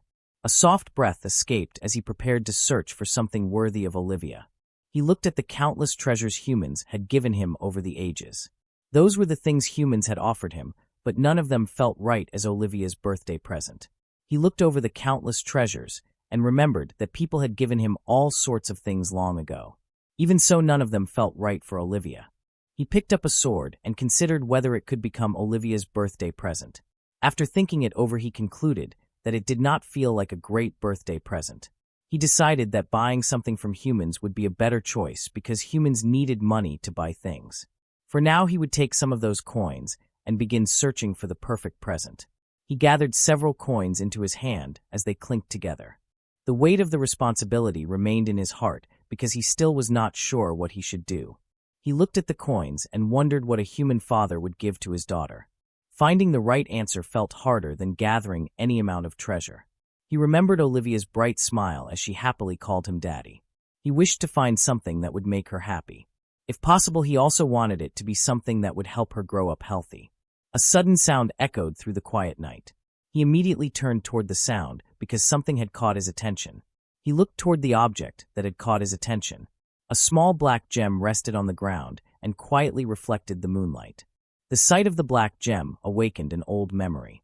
He remembered a little girl happily reaching out toward the same beautiful gem with innocent delight. He gently picked up the gem and quietly examined it. He remained silent as one thought slowly filled his heart. He smiled with certainty because he had finally found the perfect birthday present for Olivia. Merdia laughed happily and called out to Clauria. She instructed Clauria to move more to the right because the decorations needed to be placed there. Clauria carefully adjusted the decorations and asked if the position looked like that. Merdia happily approved the placement and praised Clauria because it looked perfect. Merdia eagerly asked for another small adjustment. Clauria followed the instruction exactly and moved it just like that. The dragon watched the lively scene with surprise while Merdia remained perched on his shoulders. He politely asked Merdia not to make sounds like that while sitting on his shoulders. Dragon quietly admired the room and found that they were so pretty. Dragon realized that this was what mundane decorations looked like. Merdia called Elder Dragon and wondered what took him so long. She proudly declared that the room looked fantastic and asked if it did not. She believed it was a perfect demonstration of her skill. Dragon remembered that Miss Dark Queen's birthday was tomorrow and asked if that was right. Merdia fell silent for a moment. She then wondered if it would spoil the surprise if Olivia saw all this during dinner tonight. Merdia realized Olivia's birthday was tomorrow. Clauria accepted it was fine because everything had only been a dress rehearsal for the Dark Queen. Merdia realized all the work had been for nothing. She accepted it as a dress rehearsal and urged Clauria to hurry and get everything cleaned up. Clauria accepted the order as the Dark Queen and Dragon joined them. Merdia reminded her that she had been the one who suggested starting the decorations. Clauria admitted the mistake and offered an apology because everything had become a little careless. He looked around and realized the decorations were well in hand. Dragon thanked them both very much for everything they had done. Merdia accepted the answer because no effort was too great and everything had been worth it. Then all that was left was the birthday present. Merdia asked whether he had found a present. Dragon answered that everything was ready. He asked how everything looked. Merdia answered that the cake and the food were next as books landed before him. She found some good options for him. Delicious cakes for novice cooks became one choice. Desserts to make with kids became another choice. The fairy tale sweets book also became one of the options. He thanked her. He admitted never making cakes like those before and hoped everything would go well. Merdia told him not to fret because all of those books were for beginners. She asked Elder Dragon how those recipes were going. He finished the baking. He explained that the small ginger cookies had been made in the amount she requested. Merdia praised the result as fantastic work. He also felt they looked too small. Merdia asked why so many cookies had been made. He accepted the answer and understood. Merdia decided that Dragon should make one of those cakes next, because Dragon had already gotten the size right. She decided that he should make one of those cakes next, because he had already gotten the size right. He asked whether Merdia did not want one of the fancier cakes. She answered that the cake Dragon had already been shown was the correct one. Dragon still hesitated. Merdia told him there was no need to fear. She confidently declared that everything should be left to her and tomorrow's party would be a blast. She praised the sweet smell and declared it great. She believed he could become a professional baker. Dragon wondered whether that was really true. He suddenly heard Olivia's voice. Olivia happily called him. He froze in surprise when Olivia appeared. He could only stammer Olivia's name. She smiled and asked what everyone was doing. He insisted that nothing was happening. He reminded Olivia that it was 5 in the morning and far too early for Olivia to be awake. He hoped Olivia understood. Olivia cried out in confusion as Merdia carried her away. He cheerfully urged Olivia to come back to bed and invited Olivia to go. Olivia pouted with a small humph. He remembered asking someone to keep Olivia away from that place. He let out a sigh, then laughed and apologized. He reflected that the cake base was finally finished. Merdia wondered about the base. She declared that the rest could be left to her. He noticed that the decorations still needed attention.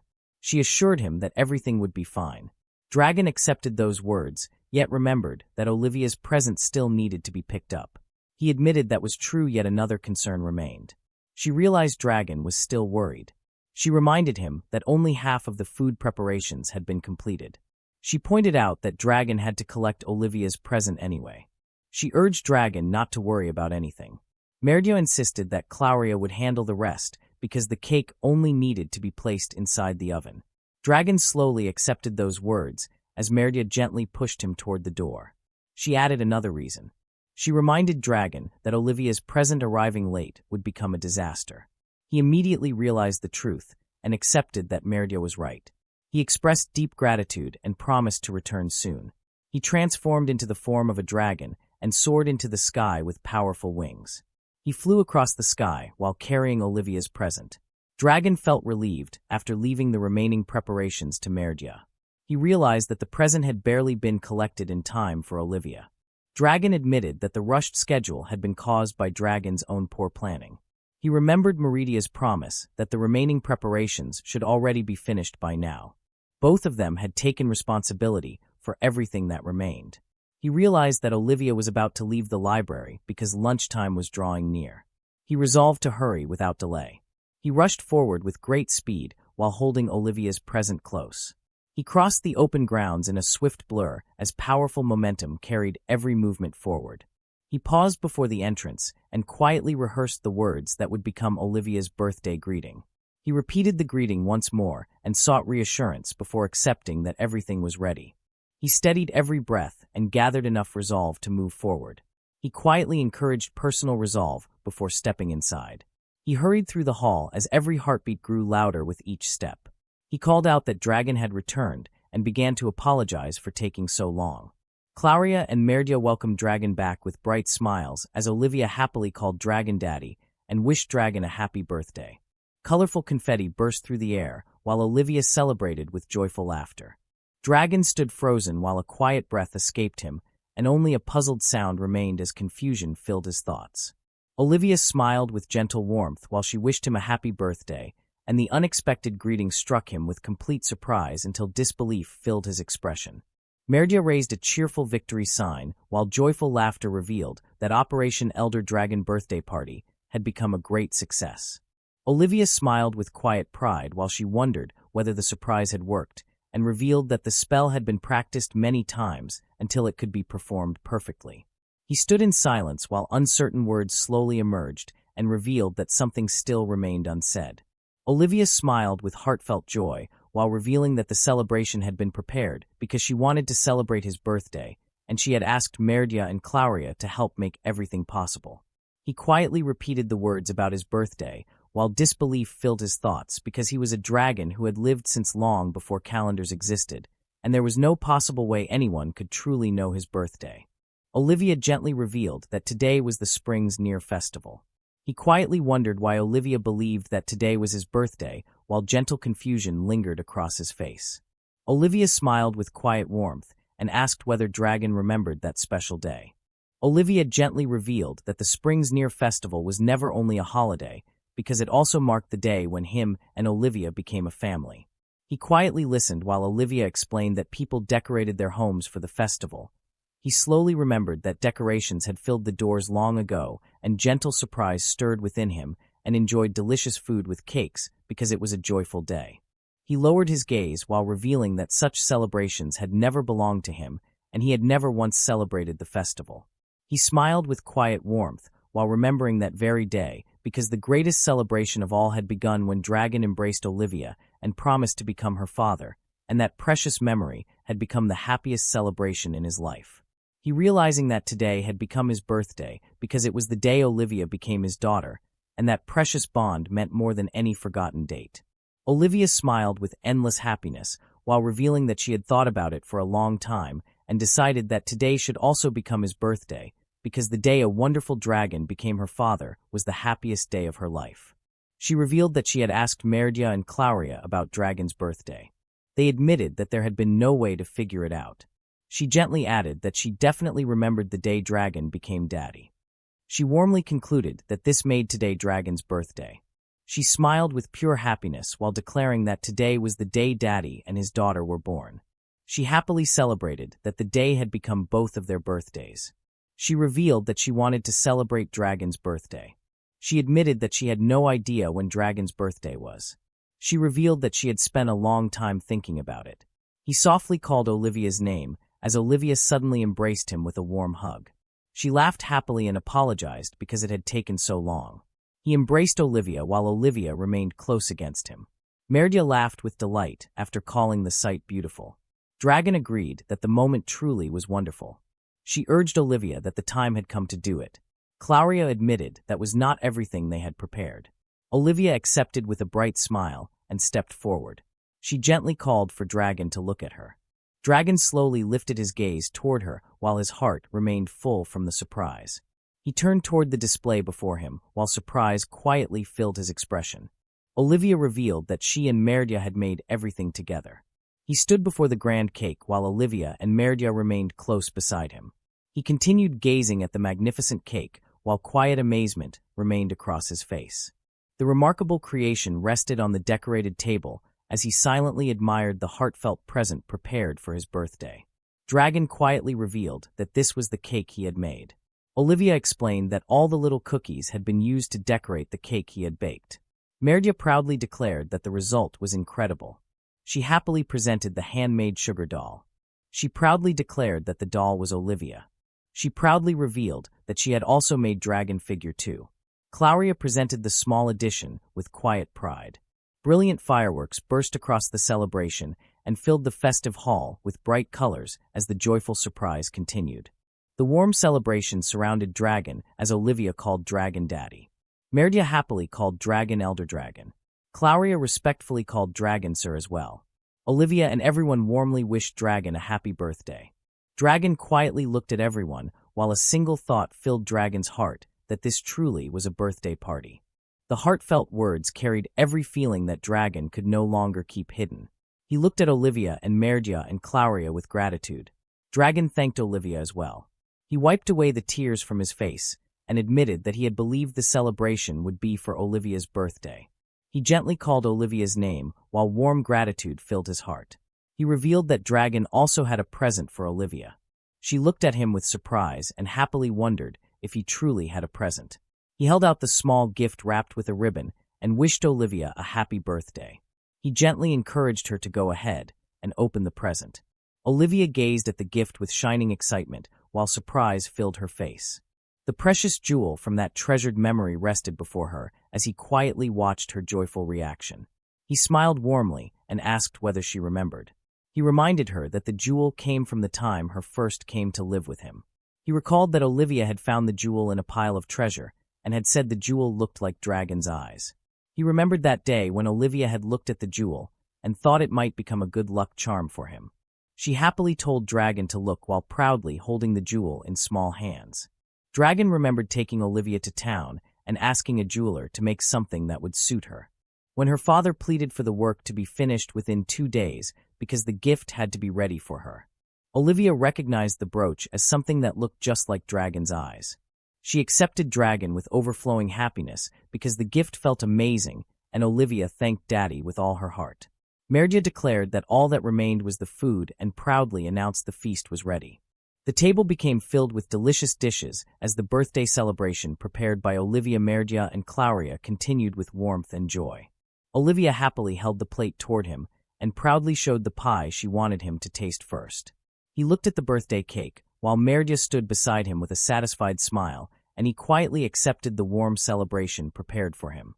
Olivia enjoyed every bite with a bright smile while Merdia and Claudia watched beside her, and the birthday feast continued with cheerful happiness. Claudia reminding him that as the birthday boy Dragon had to remember something. Winter passed and spring came. Olivia's favorite pink flowers began to bloom. A new year was starting. This was a short story from a little before the dragon became good at cooking. Merdia looked at the oven mitts and wondered what oven mitts were. He explained that humans wore those things on their hands while cooking so they could pick up hot things. He also remembered there was supposed to be a burnt-out pear in the kitchen. Merdia finally realized they were those items. She wondered what those things were needed for, because even if she held the hot part of the pan, nothing would hurt a dragon at all. Dragon admitted that was true. Dragon then realized that was not the case for Olivia. One of his books stated that human children learned by watching their parents. He suddenly realized that if Olivia saw Merdia doing that, then Olivia might try to touch a hot pan with her bare hands. Merdia immediately declared that he was right because oven mitts were super important. She urged Elder Dragon to start looking for them. Dragon wondered about the oven mitts and tried to remember them from long ago. Dragon could not remember where they had gone and thought maybe new ones could be found in town. Claudia admitted that finding oven mitts in town was probably possible, but she remained thoughtful about the matter. She suggested making a pair of oven mitts themselves. He reacted with surprise and wondered whether that would be difficult. She assured him not to worry because making them only required sewing 2 pieces of cloth together. She carefully cut the cloth into shape and began preparing the pieces needed for the oven mitts. She happily worked on the oven mitts while Dragon and Merdia quietly watched the sewing process with growing interest. Claudia proudly declared that she had done it after finishing the oven mitts. He admired the oven mitts because they looked pretty good. Merdia and Claudia happily watched his reaction. Olivia wanted to try them too. Dragon refused because it was too dangerous. The oven mitts became very useful, and he made good use of them. The days quietly passed by until Olivia's 9th birthday would soon be upon them. Dragon looked through one of the books that Olivia liked while wondering what gift should be prepared for her this year. He remained lost in thought as every page was carefully turned. Olivia softly called Daddy. He immediately lifted his head and gently asked what was the matter. Olivia shyly admitted that she wanted to ask something. He looked at her with quiet curiosity and gently asked what her wanted to ask about.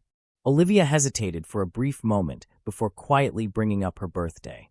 He gently told her that a big birthday party would be held that year as well. She quietly gave a short reply with a simple agreement while he noticed her unusual silence and softly asked if something was wrong. She could only hesitate as uncertain words slowly escaped while gathering the courage to continue. He looked at her with quiet concern and gently asked whether there was anything Olivia wished for on her birthday. A quiet realization then crossed her mind as the thought came that Olivia was turning 9, and perhaps there was something special that Olivia truly wanted. Olivia remained silent while quietly looking ahead. He patiently encouraged her to speak and promised that any treasure in the world would be found for her. She quietly answered with a hesitant yes, while still struggling to gather the courage to reveal the wish hidden in her heart. He waited with a gentle smile while Olivia softly hesitated and searched for the right words. She slowly admitted that her 9th birthday was drawing near. He fell into silent surprise as Olivia finally revealed that the wish for her 9th birthday was not a precious treasure, but the chance to try going to school. Dragon remained silent after hearing Olivia's wish and could no longer keep his human form. His body returned to the form of a dragon, while only quiet silence remained around him. Claudia found Dragon resting in his dragon form and gently asked what had happened and why Dragon was no longer in his human form.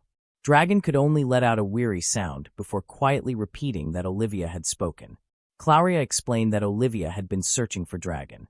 Dragon remained lost in thought as Olivia's words continued to echo within his heart. Merdia looked at Dragon with growing confusion and wondered whether Dragon and Olivia had argued. He struggled to find the words as Olivia's wish echoed again and again. Dragon could only repeat that she wanted something while a quiet sniffle escaped, and Merdia listened with growing confusion. He finally cried out that Olivia wanted to go to school. Claudia quietly accepted the truth and realized that Olivia wished to attend school. Merdia could only repeat that Olivia wanted to go to school, while Claudia remained quietly surprised beside her. She admitted that going to school was normal for human children. Dragon let out a troubled sigh and admitted that the matter had been mentioned before. He quietly understood that truth, but still could not bring himself to accept it. He suddenly imagined that if Olivia went to school, something terrible might happen to her. Merdia immediately agreed with dramatic concern and feared countless dangers could be waiting for Olivia. Merdia imagined that Olivia's life might even turn into a school romance story while becoming completely absorbed in the thought. Merdia cleared her throat to interrupt the wild imagination and reminded everyone that Olivia was a clever child who would surely learn everything taught at school very quickly. Claudia admitted that Olivia had effortlessly mastered every martial arts skill that Dragon had taught her. She then concluded that Olivia had no need for school as far as studies were concerned. He quietly acknowledged those words and answered that it was true. However, another matter still remained.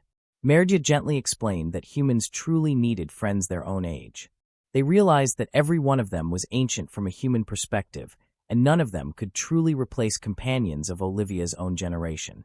Merdia sadly wondered whether Olivia would become lonely if she went to school. She quietly admitted that Olivia would still feel very, very lonely without friends of the same age. Claudia reassured Merdia not to fear because as unworthy as she might be, she would always remain by her side. Dragon let out a weary groan, while Merdia thanked Claudia from the bottom of her heart and admitted that she already knew. Merdia gently explained that Claudia's reassurance was not the real problem. He imagined that if Olivia started going to school, she would make friends there, and she would have someone to play with besides him. The thought quietly filled his heart with unease as he imagined Olivia growing closer to children of her own age. He finally confessed that he simply wanted Olivia to stay with him forever. Merdia sadly admitted that even so it was what was best for Olivia. She then asked him what should be done. He quietly reflected that Olivia was human after all and admitted that there was only one choice. He finally accepted that Olivia should live among other humans. He believed she should make friends and spend her days surrounded by happiness because that was the life Olivia truly deserved. He spent the next week reading everything he could find about human schools. He searched for a place where Olivia could enjoy learning and a place where she would always be safe. They devoted a great deal of time to searching for the perfect school for Olivia. They carefully compared every choice while hoping to find the place that suited her best.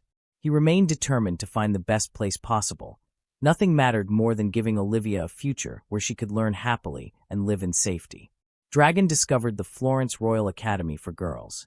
He learned that the academy would soon hold a special entrance examination for 10-year-old applicants and immediately paused to consider it more carefully. Merdia tried to stay reasonable and wondered whether Olivia could truly gain admission to such a prestigious academy. Merdia discovered that the academy accepted only 1% of its applicants. Claudia pointed out that the academy required mandatory boarding and a strict entrance examination because those rules were meant to keep suspicious people away. Claudia noted that Olivia was only 9 years old. Claudia explained that enforcing the use of dormitories would keep the students much safer. She added that walking to school would be difficult for a human, and living in the dormitory would remove the need for Olivia to return home late at night. He quietly agreed with her reasoning, while Merdia also accepted her conclusion. She suggested that Olivia should also apply to other schools as insurance. He immediately worried that Olivia might only be accepted by schools they could not fully trust. Merdia anxiously asked Claudia what they were supposed to do. Claudia questioned how Olivia could be sent to only one school. Merdia quickly realized Claudia's point and immediately agreed with her concern.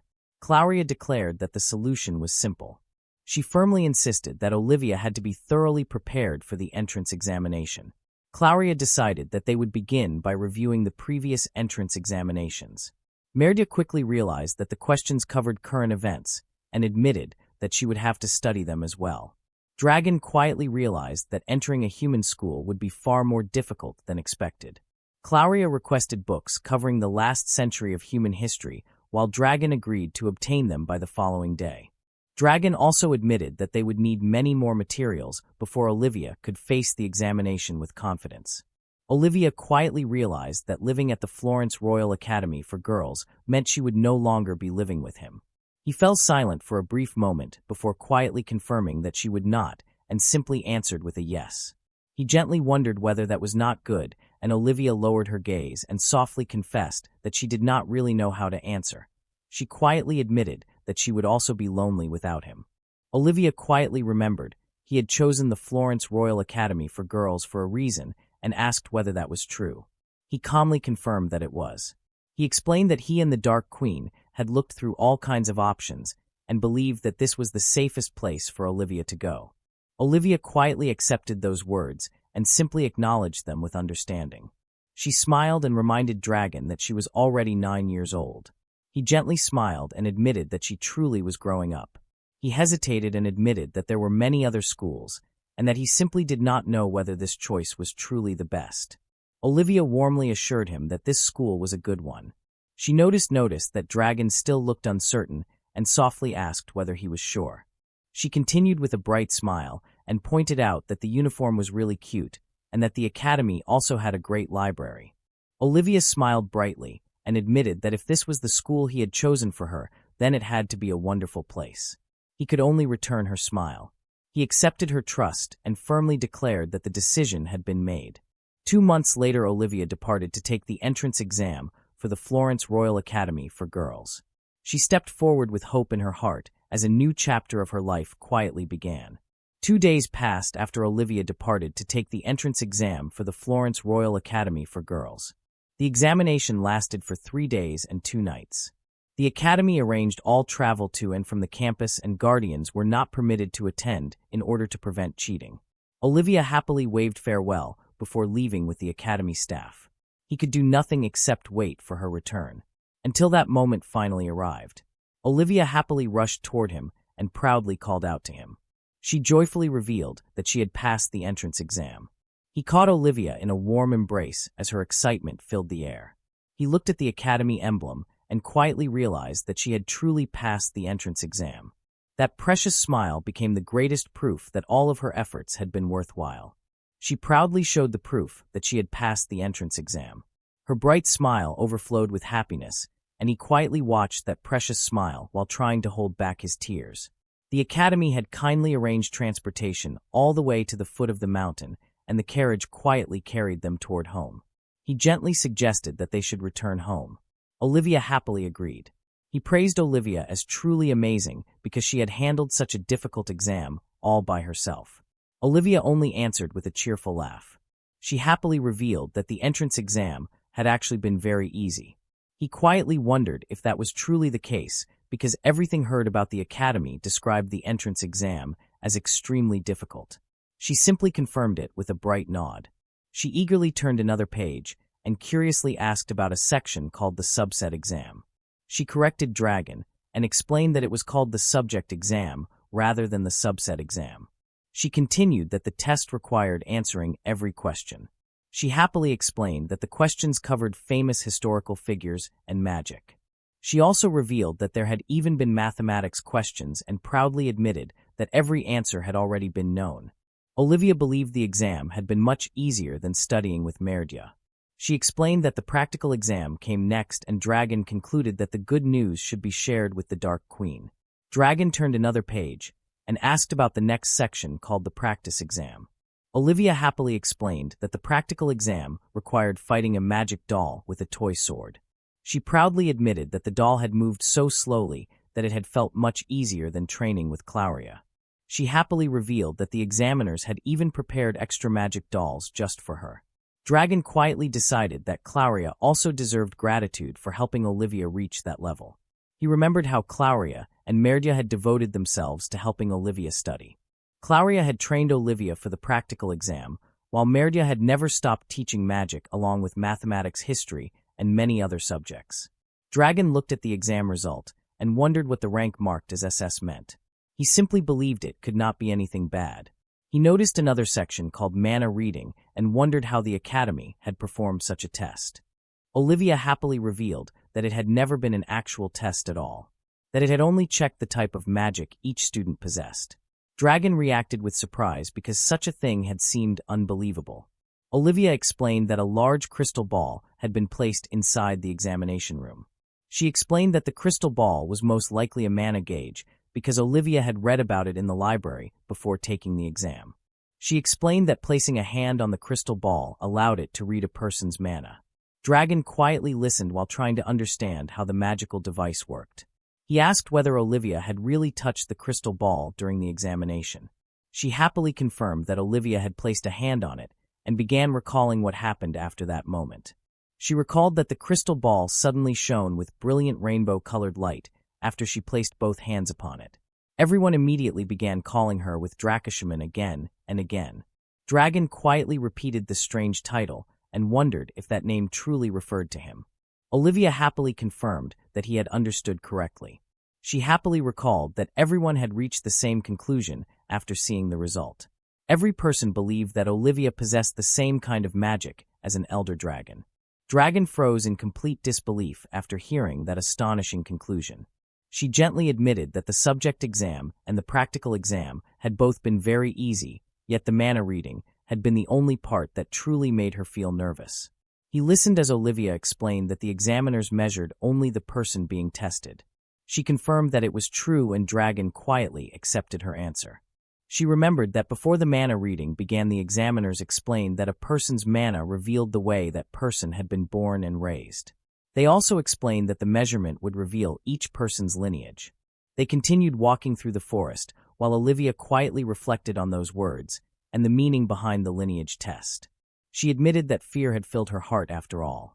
She believed a strange result might appear, and that thought made her worry throughout the mana reading. She remembered standing among the other children, while worry stayed inside her heart. Dragon listened without turning away as every word reached his heart. She happily remembered that the crystal ball had reacted exactly like an elder dragon. She accepted that result with complete joy because it proved that she truly was his daughter. Dragon finally realized that everything had been true after all. He remembered reading in a book about raising children for wizards and witches. He recalled that children who grew up near someone with powerful magic from an early age could inherit that magic. Dragon also remembered Olivia talking about the children and giving Dragon a present. She even praised the brooch because Olivia believed it was truly beautiful. He had not believed those words back, then yet Olivia's magic now looked exactly like his own. He realized that staying together through every day had become undeniable proof that both of them had always remained by each other's side. He believed that every choice and every day spent beside her proved that he had truly become a good father for her. The successful result had already been decided, but Dragon still carried a complicated feeling inside. The entrance exam result proved their efforts were not wasted. Dragon thanked the entrance exam while accepting the proof that Olivia had passed. They walked along the forest path after leaving the academy. Claudia and Merdia followed them as they returned home together. Merdia could hardly believe the result and praised Olivia for passing the difficult entrance exam. Claudia proudly told Olivia that she had done wonderfully. Merdia hugged Olivia tightly and happily praised her achievement. She told Olivia that she was amazing and incredibly smart after passing the entrance exam. Olivia laughed softly and thanked Merdia because she knew the success came from all the help. She reminded Olivia that this achievement was the result of Olivia's own hard work and effort. Claudia looked toward the future and realized that they would soon become busy preparing Olivia for school. Dragon looked at them and quietly wondered what they needed to do next. Merdia wondered if it was not obvious that Olivia would need many items before entering the academy. She looked at the preparations for Olivia's new school life and realized that there were still many things they needed to prepare. She explained that they had to order Olivia's uniform first. They also needed to buy all the things Olivia would need for her dormitory life and write her name on every item. Dragon looked at the long list of preparations with a troubled expression. He realized there were still many things to do. Dragon read the list of necessities for beginning school. He carefully checked the required items, including the summer and winter uniforms, the textbooks, dormitory clothing, formal wear, and stationery. He understood the preparations needed for Olivia's school life. There were many things to prepare before she could begin her new journey. Claudia looked at the list and wondered why they needed to buy so many things when the castle already had many of them. She questioned why they should spend such an important time preparing those items for Olivia. She explained that they should visit a human city and buy new things for Olivia. Olivia became excited after hearing they would go together to buy her school uniform. She happily cheered and could not wait for the trip. Claudia smiled while watching Olivia's happiness. Claudia invited Merdia to join them in going to the city. She asked if Merdia was coming too while preparing to leave. She hesitated for a moment before agreeing to come along. Claudia suggested starting the planning and mentioned that the city of Menodia would be the best place for Olivia to visit. Dragon listened quietly while considering their next step. He looked ahead with a gentle smile. Seeing Olivia excited about her new journey made him feel that preparing for her school life was truly worth doing. Dragon looked toward Olivia with a gentle smile and accepted that she would soon begin a new chapter of her life. Dragon looked at the academy emblem and quietly realized that Olivia was truly going to school. He held the proof of her acceptance while remembering the journey that brought them to this point. Dragon looked at the invitation and thought about the upcoming event. He wondered if he really had to participate in this battle. Dragon considered that going there in his dragon form would definitely cause a huge commotion. He imagined himself joining the battle while knowing his true power would make the situation difficult.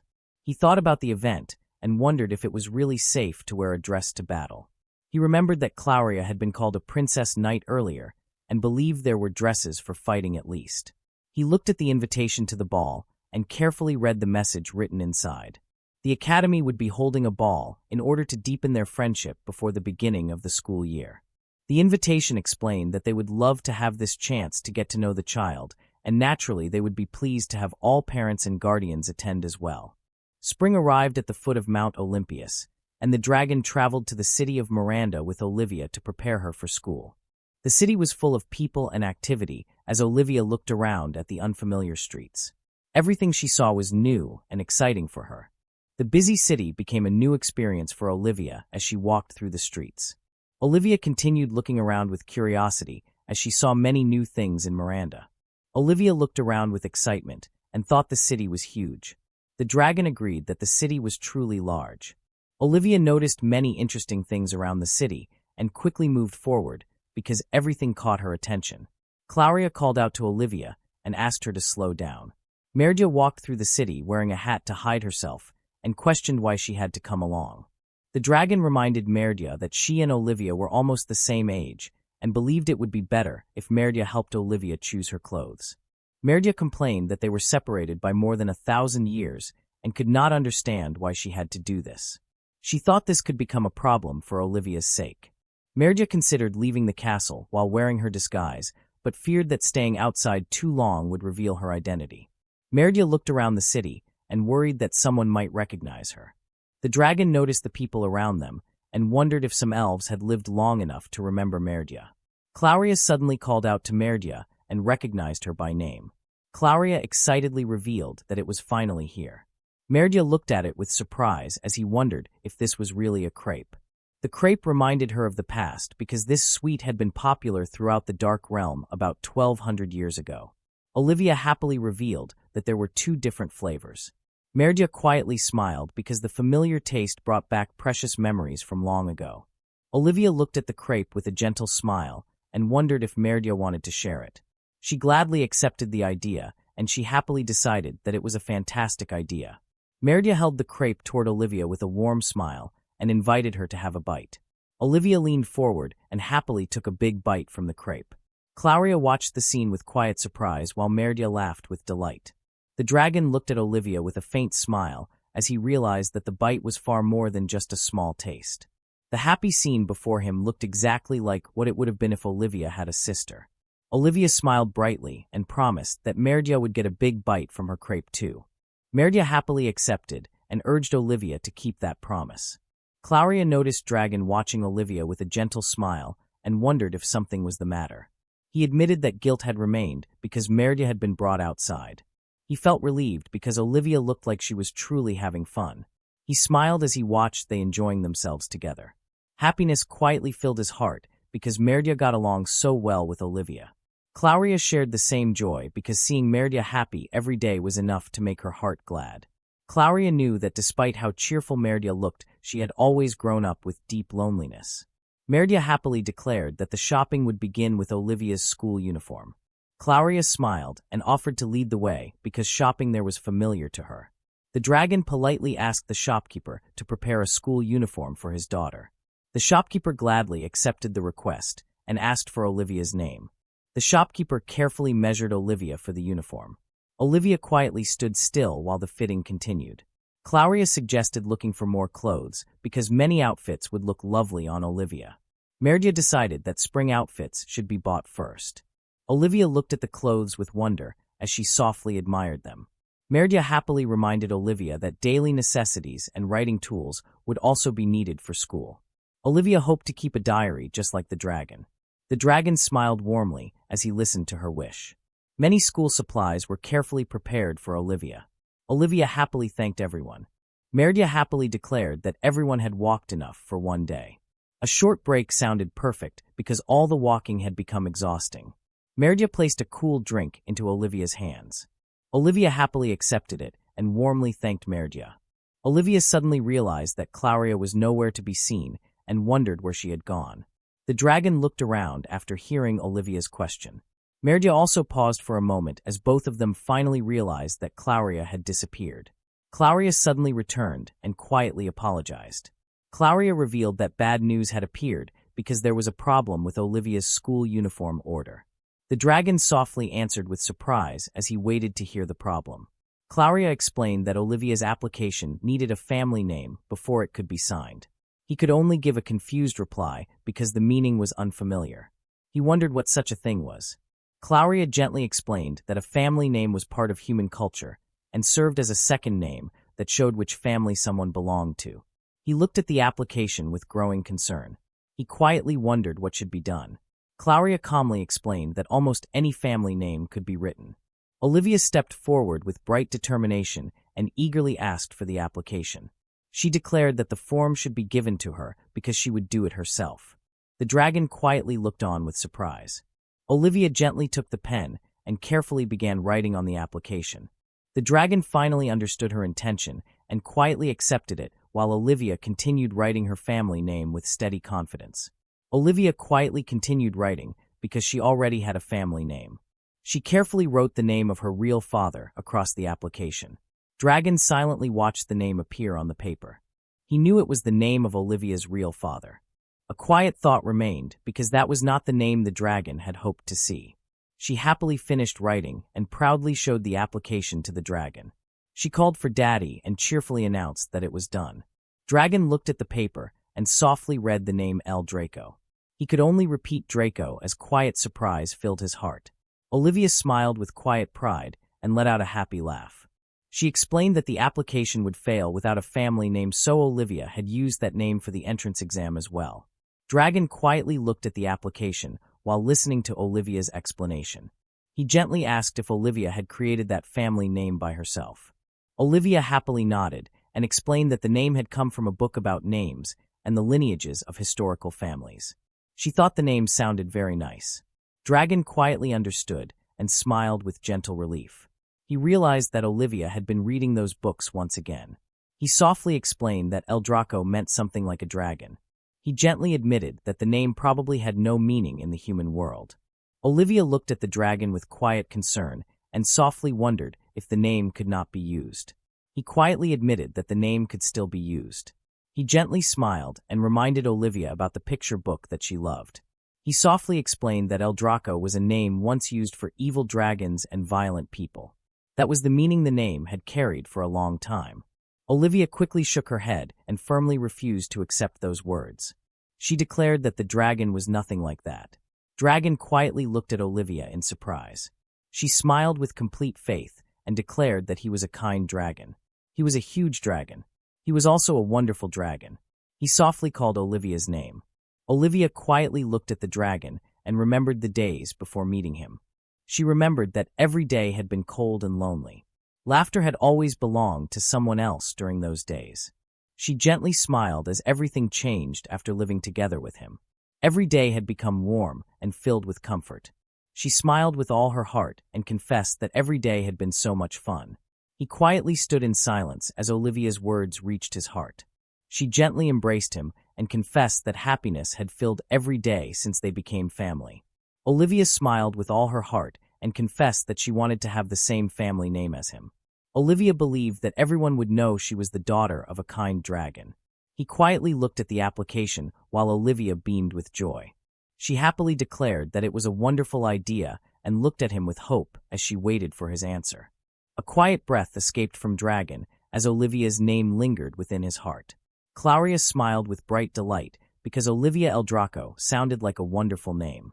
Merdia nodded with quiet approval because Olivia El Draco truly was a fitting name for the daughter of a dragon. Olivia beamed with innocent happiness as joyful laughter escaped. She warmly introduced herself as Olivia El Draco and happily greeted everyone. Olivia eagerly urged Dragon to hurry back to the store because excitement still filled every step. Dragon gently accepted the request and agreed without hesitation because returning together felt only natural. No matter where the future led them, or how far distance might separate them, they would always remain a family. Olivia smiled with bright happiness as every time Olivia introduced herself or wrote down her name became the proof that would be right there. That precious proof would always remain with Olivia. Dragon quietly wondered if that was what the humans in the distant past thought too. That gentle thought lingered within him as Olivia's happiness remained before him. He embraced that precious truth because Olivia was his daughter and the most adorable girl in the world. He looked toward Olivia with quiet affection as Olivia happily called out the name Olivia El Draco. Dragon walked beneath the quiet night sky while Olivia rested peacefully in his arms. Claudia and Merdia followed beside Dragon as the long road carried the family home together. Claudia looked toward the sleeping Olivia and realized Olivia had fallen asleep so quickly. Claudia believed Olivia must have been exhausted from all the walking they had done today. Dragon looked upon Olivia with gentle warmth and quietly felt that everything was kind of strange. Merdia looked toward Dragon with quiet curiosity and wondered what felt so strange. Dragon reflected that they had barely been living together for any time at all. Even so, he felt they had always been a family. Dragon gently held Olivia close and quietly wished to stay together like this forever. Dragon quietly reflected that life as a human was full of challenges. Everything was still new and unfamiliar for him as each passing day brought another lesson. He softly admitted that despite everything, life was also a lot of fun. Dragon quietly wondered if this was what human families were like. Claudia reflected that none of them were connected by blood. She believed blood meant nothing. She declared that blood relations were hardly needed to make a happy family. Merdia believed what truly mattered was enjoying the moment. She happily asked whether Dragon agreed with that thought. Dragon quietly agreed because those words felt true. Dragon smiled with quiet warmth as the answer remained simple. A faint rustle followed while Dragon reflected Merdia truly carried so much baggage to think that way. She happily believed Olivia would no doubt become a great hero one day. She held that hope with complete confidence as Dragon quietly listened. Dragon looked at the sleeping Olivia and believed that would be fine. He also believed Olivia living an ordinary happy life would make Dragon just as happy. Dragon carried the sleeping Olivia while Claudia and Merdia walked beside him. He quietly wondered what kind of life Olivia would lead. He believed that was something only Olivia herself could decide. Dragon quietly questioned whether he would truly be able to fulfill that part in Olivia's future properly. He knew he was not a human and was not Olivia's real father. Merdia noticed Dragon had become distracted and wondered what was wrong with him. He quickly answered that nothing was wrong.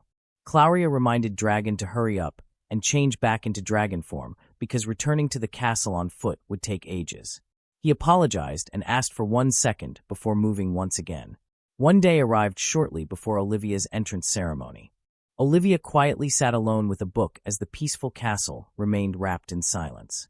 Dragon noticed Olivia sitting there and quietly approached. She softly called for Daddy. Dragon gently wondered what was wrong with her. Olivia quietly closed the book as a faint rustling sound followed. He looked at her with quiet concern as a puzzled breath escaped. She gently looked up at him and quietly asked what it was. He gently smiled and assured her that nothing was wrong. He remembered that it was snack time. A plate of snacks had already been prepared. Olivia quietly explained that snack time had already come. She came to get him because he had not shown up. Olivia softly accepted Dragon's answer with a quiet understanding. She simply responded with an okay. Dragon gently told Olivia to go ahead and start without him. He promised to come down in a bit. Dragon suddenly froze as a loud shock ran through his heart. He immediately called Olivia's name and rushed toward Olivia without another thought. He tightly held Olivia and anxiously asked if something had happened. He desperately asked whether Olivia was feeling okay. He gently told her that if she was worried about something, then she could talk to him. Olivia immediately denied everything and insisted that nothing had happened. She suddenly cried out that it was none of his business. Those unexpected words struck him without warning and left he standing in silent shock. Merdia quietly watched Dragon with growing concern as the silence became difficult to ignore. He could only stare ahead without finding an answer. Merdia found Dragon sitting alone with untouched food and quietly wondered what Dragon was doing. Merdia suddenly realized Olivia was nowhere to be seen. Dragon softly called Olivia's name again while a quiet sniffle escaped. Merdia looked toward Dragon with concern and wondered if something had happened again. He watched Olivia from a distance and quietly noticed that Olivia had recently seemed really down. She often spaced out for long moments without saying anything. He could not understand what was wrong with Olivia. He felt helpless because Olivia would not tell Dragon anything. A quiet cry escaped while Dragon remained lost in worry.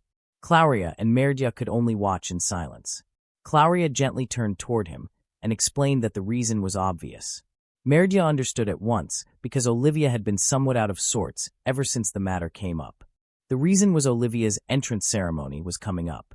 He looked at Clauria with complete confusion and could only respond with a puzzled question. Clauria calmly confirmed that Olivia was suffering from the entrance ceremony blues. Merdia compared it to the pre-wedding blues and quietly agreed. He slowly repeated the unfamiliar words and struggled to understand their meaning. He anxiously wondered if that meant Olivia did not want to go to school. Merdia quietly reminded Dragon that Olivia had been the one who wanted to go there in the first place. Clauria admitted that was true, but also not true in a way. She believed a maiden's heart was a complicated thing. She explained that once Olivia started school, her first break would not come until summer. That would be about 3 months. She gently explained that 3 months might pass in the blink of an eye for a dragon like Dragon. Those 3 months would feel very short. She quietly looked at Olivia and explained that 3 months living alone in an unfamiliar place would feel like a very long time for a 10-year-old girl like Olivia. Dragon quietly accepted that truth. He realized Olivia had much less time to live than he did. He quietly realized what that truly meant. 3 months would be much longer for Olivia than they would ever be for him. Clauria gently explained that Olivia was still excited to go. Just yesterday, Olivia had happily shown all the colored notebooks. Olivia even explained that one notebook was for magic class and another red notebook was for writing really important things. She had proudly explained the contents of the pencil case as well. Dragon slowly began to understand the feelings Olivia had been carrying alone. Merdia assured Dragon that Olivia was a great kid, so Olivia would have tons of friends in no time. She added that Olivia was smart, so Olivia would have no problems with studies. She proudly explained that Olivia's practical skills were quite sharp as well. She believed they had spared no effort to ensure that. She quietly admitted that even so, Olivia likely felt uneasy at the thought of being separated from Dragon. Olivia stood alone in silence while the uneasy feeling quietly remained within the heart.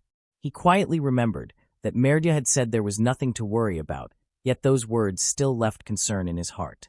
Olivia softly called him, and he gently asked what was wrong with Olivia, while Olivia quietly answered that nothing was wrong. He slowly accepted Olivia's answer and quietly understood. He gently suggested that Olivia should go out for a while. He paused in confusion after hearing Olivia ask whether now was the right time, while Olivia quickly assured Dragon that of course it was. He gently revealed that spring had arrived and his favorite pink flowers should already be in full bloom. He eagerly decided that they should leave at once and immediately reached for Olivia. She called out for Dragon to wait and asked her father to hold on. Olivia cried out in astonishment as he transformed into his dragon form and powerful wings spread wide before her. He soared high through the sky while Olivia watched with amazement as they flew together through the open air. She quietly gazed ahead while the endless sky stretched before her and the journey continued beyond the horizon. He rushed through the sky with overwhelming speed while powerful winds surged around his wings and carried both of them across the endless forest. Olivia watched the distant castle become so small beneath them while Dragon continued soaring across the sky. She admitted that the sudden flight had surprised her and warmly praised him as truly amazing while he proudly answered that such speed was only natural because he was a dragon after all. He happily declared that he could travel anywhere in an instant. He gently landed in a vast field covered with countless flowers while she quietly followed beside him and admired the peaceful scenery. She softly called for her father and wondered whether this field had always been so full of flowers. He thoughtfully answered that the field had remained that way for a very long time. He wondered how long ago it had been while remembering that about 300 years earlier, he had found a single flower growing there. He remembered thinking the flower was cute and wishing there were more of them, so he moved some rocks out of the way. He remembered that before long the field had become just like this while Olivia realized the flowers had spread because of Dragon. She softly called for her father and wondered whether 300 years felt like a short time. He quietly supposed that it did, because Dragon was a dragon. He recalled that long ago he used to lie down for a nap, but after falling asleep he might not wake up for 10 years or even 100 years. Everything changed after Olivia came into his life. He revealed that ever since she came into his life each day had become so precious that he no longer wanted to miss a single one. She quietly asked whether that was really true. Dragon warmly confirmed that it was true and admitted that the dragon from the past could never have imagined that a single day would ever feel so long. She softly wondered whether 3 months would feel like a really long time. He gently called her by name as memories returned to the day Olivia first wished to attend school. He admitted deep worry because the thought of life without Olivia left him lost and uncertain. He confessed that loneliness had filled his heart and no path seemed clear without her. He reached a gentle claw toward Olivia. She confessed deep love for Dragon and admitted that the thought of leaving Dragon was almost too painful to bear. She quietly admitted that worry filled her heart as well. She revealed that excitement for school remained strong, yet worry still stayed beside that happiness. He admitted that he understood. He revealed that he felt the same way because she was precious to Dragon. Olivia quietly wondered whether Dragon truly believed that. She listened as Dragon assured her that she was a brilliant and adorable girl. He believed she would do fine no matter where she went. She immediately accepted those words with complete certainty and answered that of course he was right. He proudly declared that Olivia was Dragon's pride and joy after all. He reminded her that he was a dragon after all. He promised that if anything happened to Olivia at all, then Dragon would reach Olivia in a flash. He declared that Dragon's wings would always carry him to her without delay. He smiled with complete confidence and assured her that she would definitely be okay. She quietly looked toward him as those reassuring words settled inside her heart and his promise remained firmly with her. She happily declared that Dragon was an amazing daddy. He quietly accepted Olivia's joyful praise as the warm moment remained close between them. She smiled brightly while he thinking that once Olivia started school life would have plenty of surprises for them. He believed she would meet new people, visit new places, and do new things. He quietly realized that maybe the truth was that he had been the most worried of all. He accepted that no matter what the future might hold, he would still remain her daddy. That promise never changed, and Dragon carried that unwavering resolve with complete certainty. On the day of the ceremony, rustling cloth softly brushed against him as he carefully adjusted his sleeve. He slowly slipped his hand into place and finished straightening his clothing. He gently clasped both hands together and declared that he was ready. Today was Olivia's entrance ceremony. He encouraged himself by believing he was doing a great job as Olivia's father. Even so, he admitted he was nervous. He He wanted Olivia to at least finish the entrance ceremony as a normal human girl. He carefully made sure no one would discover that he was truly a dragon. He quietly adjusted the clothing until everything looked right and accepted that everything was finally good. Olivia happily called out to Daddy and eagerly urged Dragon to go together. Her bright smile filled the room as excitement for the entrance ceremony overflowed from her heart. Olivia gazed ahead in amazement as the enormous school came into view. Olivia breathed out a quiet expression of wonder and felt the academy looked incredibly large from that distance. He looked ahead at the academy while she quietly gazed at the grand building. She felt the school looked incredibly large from that distance, and innocent wonder filled her heart as Dragon shared that first view with her. There was a constant bustle around the school entrance as countless families and children filled the courtyard. The lively atmosphere spread in every direction while he quietly noticed that there were so many children around Olivia's age. Olivia searched through the crowd and wondered where Claudia was. Merdia had already gone ahead to find seats for everyone. Claudia assured them that everything could be left to her because she was a maid of the El Draco family. Olivia accepted those words without hesitation and simply felt that everything would be okay. Dragon guessed that Merdia was probably still at home. Olivia understood at once and realized that Merdia truly did not handle going out very well. Dragon quietly agreed that she really did not. He looked toward the grand entrance and believed they should simply go straight inside.